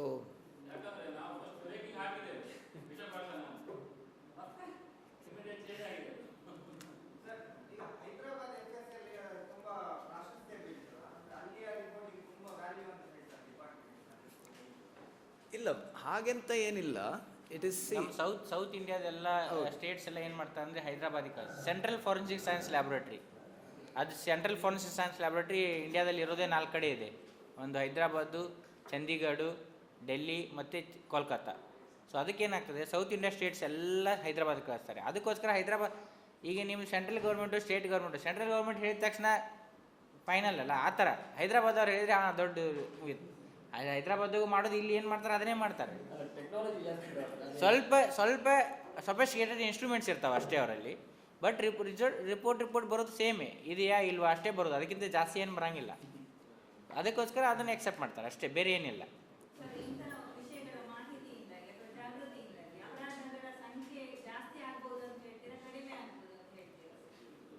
ನಾನು ಅದೇ ಹೇಳಿದ್ದು, ಒಂದು ಟೆಕ್ನಾಲಜಿಯನ್ನು ನೀವು ಒಳ್ಳೆಯದಕ್ಕೂ use ಮಾಡ್ಬೋದು, ಕೆಟ್ಟದಕ್ಕೂ use ಮಾಡ್ಬೋದು. But ಇಂಥ ಒಂದು ಸೈನ್ಸ್ ನಮಗೆ ಕ್ರೈಮ್ ಸಾಲ್ವ್ ಮಾಡುವಲ್ಲಿ this is what we have to follow.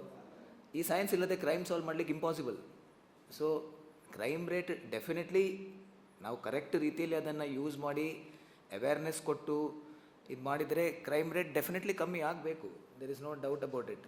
But technology, ನಾನು ಅದೇ ಹೇಳಿದಾಗೆ ನಿಮಗೆ ಇದು ಈ ಥರದ್ದು ಒಂದು ವಿಷಯ ಗೊತ್ತುಂಟು, ಅದನ್ನು ಯೂಸ್ ಮಾಡಿ ಅದನ್ನು ಕ್ರೈಮ್ ರೇಟ್ ಜಾಸ್ತಿ ಮಾಡು ಅಂತ ಹೇಳಿದರೆ, ಈಗ ಸಪೋಸ್ ಫಾರೆನ್ಸಿಕ್ ಎಕ್ಸ್ಪರ್ಟೇ ನಾನೇ ಒಂದು ಮರ್ಡರ್ ಮಾಡಿದರೆ ನನಗೆಲ್ಲ ಗೊತ್ತಿದ್ದು ಕೂಡ, but it doesn't work out that way ಅಲ್ವಾ. ನಾನು ಏನೂ ಕ್ಲೂ ಇಲ್ಲದೆ ಮಾಡ್ಲಿಕ್ಕೆ ಆಗ್ತದೆ ಅಂತ ಹೇಳಿ ಆದರೂ ಕೂಡ ನಾನು ಹೇಳ್ತೇನೆ, ನಾನು ಮಾಡಿದರೂ ಕೂಡ ಕ್ಲೂ ಬಿಡ್ತೇನೆ. It's up to somebody else to find it. So yes sir,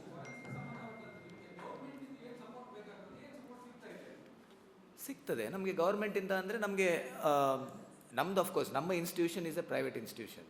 so our institution supports in whatever way we want. ನಮಗೆ ಅದೊಂದು Manipal it is a one thing which is very very supportive in anything that we ask for. ಈಗ ನಮ್ಮದೇ department ನೋಡಿ, ನೀವು toxicology lab ಇದೆ, ನಮ್ಮದು ಒಂದು CFMU ಅಂತ ಒಂದು ಕ್ಲಿನಿಕಲ್ ಫೊರೆನ್ಸಿಕ್ ಯೂನಿಟ್ ಇದೆ. ನಾವು ಎಲ್ಲ ರೀತಿಯಲ್ಲಿ ಬೇರೆ ನೀವು ಇಂಡಿಯಾದಲ್ಲಿ ನೋಡಿದರೆ very few medical colleges may have that much of facilities that we get. So ನಮಗೆ ಸಪೋರ್ಟ್ ಏನು ಪ್ರಾಬ್ಲಮ್ ಇಲ್ಲ. ಬಟ್ ಗೌರ್ಮೆಂಟ್ ಕಾಲೇಜಸ್ಸಲ್ಲಿ ಇದು ನಮಗೆ ಇದ್ದಾಗ ಅವರು to a certain extent definitely they will support. So government ಕಾಲೇಜಸಲ್ಲೂ ಕೂಡ ಕೆಲವು ಇನ್ಸ್ಟಿಟ್ಯೂಷನ್ಸಲ್ಲಿ we have seen that there is a good growth for forensic, good laboratories have been set up. ಮಾರ್ಚುರೀಸನ್ನು ತುಂಬ developed, ESI mortuary in Bangalore is a very very good setup. So there is support. Forensic science is definitely getting support ಈಗ. ಬಹಳಷ್ಟು ಪ್ರಶ್ನೆಗಳು ನಿಮ್ಮಲ್ಲಿದೆ. ಪ್ರಶ್ನೆಗಳಿಗೆ ಉತ್ತರಿಸುವ ಅವರಲ್ಲಿದ್ದಾರೆ. ಸಮಯ ಬಹಳ ಕಡಿಮೆ ಇದೆ. ಈಗ ಕಾರ್ಯಕ್ರಮದ ಅಧ್ಯಕ್ಷೀಯ ಮಾತನಾಡಬೇಕಾಗಿ ನಮ್ಮ ಸಂಘದ ಅಧ್ಯಕ್ಷರಾಗಿದ್ದ ರಾಜೇಶ್ ಅವರನ್ನು ಕೇಳಿಕೊಳ್ತೇನೆ. ಆತ್ಮೀಯರೇ, ಉಡುಪಿ ಜಿಲ್ಲಾ ಕಾರ್ಯನಿರತ ಪತ್ರಕರ್ತರ ಸಂಘದ ಈ ಅಪರಾಧ ಕಥೆಗಳಲ್ಲಿ ಫಾರೆನ್ಸಿಕ್ ಮತ್ತು DNA ಪರೀಕ್ಷೆಗಳ ಮಹತ್ವ ವಿಚಾರ ಸಂಕಿರಣಕ್ಕೆ ಆಗಮಿಸಿದ ಇಬ್ಬರು ವೈದ್ಯಾಧಿಕಾರಿಗಳಿಗೆ, ವಿಜ್ಞಾನಿಗಳಿಗೆ, ಮಣಿಪಾಲ KMCಯ ನಮ್ಮದು ಮೋಹನ್ ಶೆಟ್ಟರ್ ಇದನ್ನು ವ್ಯವಸ್ಥೆ ಮಾಡಿದ್ದಾರೆ. ಅವರಿಗೂ ಕೂಡ ನನ್ನ ಪರವಾಗಿ ಮತ್ತು ಸಂಘದ ಪರವಾಗಿ ಧನ್ಯವಾದವನ್ನು ಅರ್ಪಿಸ್ತಾ, ಈ ಸಂಘದ ಬೆಳ್ಳಿ ಹಬ್ಬದ ಈ ಸಮಾರಂಭದಲ್ಲಿ ಬಹಳಷ್ಟು ಕಾರ್ಯಕ್ರಮಗಳನ್ನು ಹಮ್ಮಿಕೊಂಡು ಬರ್ತಾ ಇದ್ದೇವೆ. ಅದರಲ್ಲಿ ಈ ಕಾರ್ಯಕ್ರಮ ಕೂಡ ಒಂದು. ಇನ್ನು ಮಳೆಗಾಲದಲ್ಲಿ ಬಹಳಷ್ಟು ಕಾರ್ಯಕ್ರಮಗಳು ಕೂಡ ಆಗಲಿಕ್ಕಿದೆ. ಈಗಾಗಲೇ ಪ್ಲ್ಯಾನಿಂಗ್ಗಳನ್ನು ಮಾಡ್ಕೊಂಡಿದ್ದೇವೆ. ಅಂದರೆ ನಾವು ಪತ್ರಕರ್ತರ ಅಪ್ಡೇಟ್ ಆಗಬೇಕು, ಭಾಳಷ್ಟು ನಾಲೆಜ್ಗಳು ನಮಗೆ ಸಿಗಬೇಕು, ಯಾವ್ಯಾವ ವಿಷಯಗಳಲ್ಲಿ ನಾವು ಮಾಡ್ಕೊಳ್ಬೇಕೆಂಬ ಉದ್ದೇಶದಿಂದ ಈ ಕಾರ್ಯಕ್ರಮಗಳನ್ನು ಹಮ್ಮಿಕೊಂಡಿದ್ದೇವೆ. ಮುಂದಿನ ದಿನಗಳಲ್ಲಿ ಬಹಳಷ್ಟು ಕಾರ್ಯಕ್ರಮಗಳು, ಭಾಷಾ ಬಗ್ಗೆ ಕೂಡ ಕಾರ್ಯಕ್ರಮ ಇಲ್ಲಿ ಜರುಗ್ತದೆ. ಅದೇ ರೀತಿ ನಮ್ಮ ಈ ವಿಡಿಯೋ ಎಡಿಟಿಂಗ್ ಮತ್ತು ಫೋಟೋ ಎಡಿಟಿಂಗ್ನ ಬಗ್ಗೆ ಕಾರ್ಯಾಗಾರಗಳು, ಅದೇ ರೀತಿ ಫೋಟೋಗ್ರಫಿ ಕಾರ್ಯಾಗಾರಗಳು ಯಾವಾಗಲೂ ಆಗ್ತಾ ಇರ್ತದೆ. ಅದೇ ಹೌ ಟು ಈ ನ್ಯೂಸ್ಗಳನ್ನು ಯಾವ ರೀತಿ ಮಾಡೋದು, ಬೇರೆ ಬೇರೆ ಟೈಪ್ ಇದು, ಅದರ ಬಗ್ಗೆ ಕೂಡ ಕಾರ್ಯಾಗಾರಗಳು ಇನ್ನು ಮುಂದಿನ ದಿನಗಳಲ್ಲಿ ನಡೀತದೆ. ಇದನ್ನು ನಮ್ಮ ನಜೀರ್ ಪಲ್ಯರವರು ಕಾರ್ಯದರ್ಶಿಯವರು ಭಾಳಷ್ಟು ಕಾರ್ಯಕ್ರಮಗಳನ್ನು ಹಮ್ಮಿಕೊಂಡು ಮಾಡ್ಕೊಂಡು ಬಂದಿದ್ದಾರೆ. ಇನ್ನು ಕೂಡ ಅವರು ಈ ಕಾರ್ಯಕ್ರಮಗಳನ್ನು ಮುಂದುವರಿಸ್ತಾ ಇದ್ದಾರೆ. ಅವರಿಗೆ ಕೂಡ ನನ್ನ ಪರವಾಗಿ ಮತ್ತು ಈ ಕಾರ್ಯಕ್ರಮವನ್ನು ಆಯೋಜಿಸಿದ ಪರವಾಗಿ ಧನ್ಯವಾದ ಅರ್ಪಿಸ್ತಾ ತಮಗೆಲ್ಲರಿಗೂ ಕೂಡ ಶುಭಾಶಯವನ್ನು ಕೊಡುತ್ತಾ ಆದಷ್ಟು ವಿದ್ಯಾರ್ಥಿಗಳು ಇಲ್ಲಿ ನಡೆಯುವ ಕಾರ್ಯಕ್ರಮಗಳಲ್ಲಿ ಪ್ರಾಧ್ಯಾಪಕರು ಕರ್ಕೊಂಡು ಬಂದು ಅವರನ್ನು ಕೂಡ ಭಾಗವಹಿಸಬೇಕು. ತಾವು ವಿದ್ಯಾರ್ಥಿಗಳು ಬರ್ತೀರಿ, ನೀವು ಸುಮ್ಮನೆ ಕೂತ್ಕೊಂಡು ಕೇಳ್ತೀರಿ, ಎಷ್ಟು ಬರ್ದಿದ್ದೀರ ಅಂತ ಗೊತ್ತಿಲ್ಲ, ಆದರೆ ಕ್ವಶನ್ ಆನ್ಸರನ್ನು ಮಾಡಬೇಕು, ನೀವು ಮಾತಾಡೋದು ಕಲಿಬೇಕು. ನೀವು ಕ್ವಶನ್ ಆನ್ಸರ್ ಮಾಡಿದ ಕೂಡಲೇ ನಿಮಗೆ ಮತ್ತೆ ಫ್ಯೂಚರ್ಗೆ ಅದು ಭಾಳಷ್ಟು ಒಳ್ಳೆಯದಾಗ್ತದೆ. ಈ ಪತ್ರಕರ್ತರಾಗಿ ಬಂದಾಗ ನೀವು ಹೀಗೆ ಸುಮ್ಮನೆ ಕೂತ್ಕೊಂಡ್ರೆ ಯಾವುದು ಕ್ವಶನ್ಸ್ ಬರೋದಿಲ್ಲ, ನಿಮ್ಮ ಡೌಟ್ ನಿಮ್ಮಲ್ಲೇ ಇರ್ತದೆ. ಆ ಡೌಟ್ಗಳನ್ನು ಕ್ಲಿಯರ್ ಮಾಡಬೇಕು. ಈಗ ಇವರಿದ್ದರು, ವಿಜ್ಞಾನಿಗಳಿದ್ದರು, ನೀವು ಅವ್ರ ಹತ್ರ ಕೇಳ್ಕೊಂಡಿದ್ದರೆ ನಿಮ್ಮ ಕೆಲವು ಡೌಟ್ ಆದರೂ ಕ್ಲಿಯರ್ ಆಗ್ತದೆ. ಮಾತಾಡೋದನ್ನು ಕಲಿಬೇಕು. ಯಾವಾಗಲೂ ಪತ್ರಕರ್ತರು ಮಾತಾಡೋದನ್ನು ಕಲಿಯಿರಿ ಬಂದಂಥ ವಿದ್ಯಾರ್ಥಿಗಳು ಅಂತ ಹೇಳುತ್ತಾ ನನ್ನ ಮಾತನ್ನು ಮುಗಿಸ್ತೇನೆ. ಜಯ ಹಿಂದ್. ಧನ್ಯವಾದಗಳು ಅಧ್ಯಕ್ಷೀಯ ಮಾತನಾಡಿದ ಈ ಕಾರ್ಯಕ್ರಮಕ್ಕೆ ಬಂದು ಪರವಾದಂಥ ಮಾಹಿತಿಯನ್ನು ನೀಡಿದಂಥ ಇಬ್ಬರು ಪ್ರಾಧ್ಯಾಪಕರಿಗೆ ಈಗ ನಮ್ಮ ಸಂಘದ ವತಿಯಿಂದ ಗೌರವದ ಸ್ಮರಣೆಗೆ ನೀಡಿ ಗೌರವಿಸಬೇಕು. ಡಾಕ್ಟರ್ ವಿನೋದ್ ನಾಯಕ್, ಪ್ರಾಧ್ಯಾಪಕ KMC ಮಣಿಪಾಲ್ ಇವರಿಗೆ ಗೌರವ ಸ್ಮರಣೆ ನೀಡಬೇಕು. ಅದೇ ರೀತಿ ಡಾಕ್ಟರ್ ಶಂಕರ ಎಂ.ಡಿ. ಸಹಾಯಕ ಪ್ರಾಧ್ಯಾಪಕರು ಇವರಿಗೂ ಕೂಡ ಗೌರವದ ಸ್ಮರಣೆಯನ್ನು ನೀಡಿ ಗೌರವಿಸಬೇಕಾಗಿ ಕೇಳಿಕೊಳ್ತಾರೆ.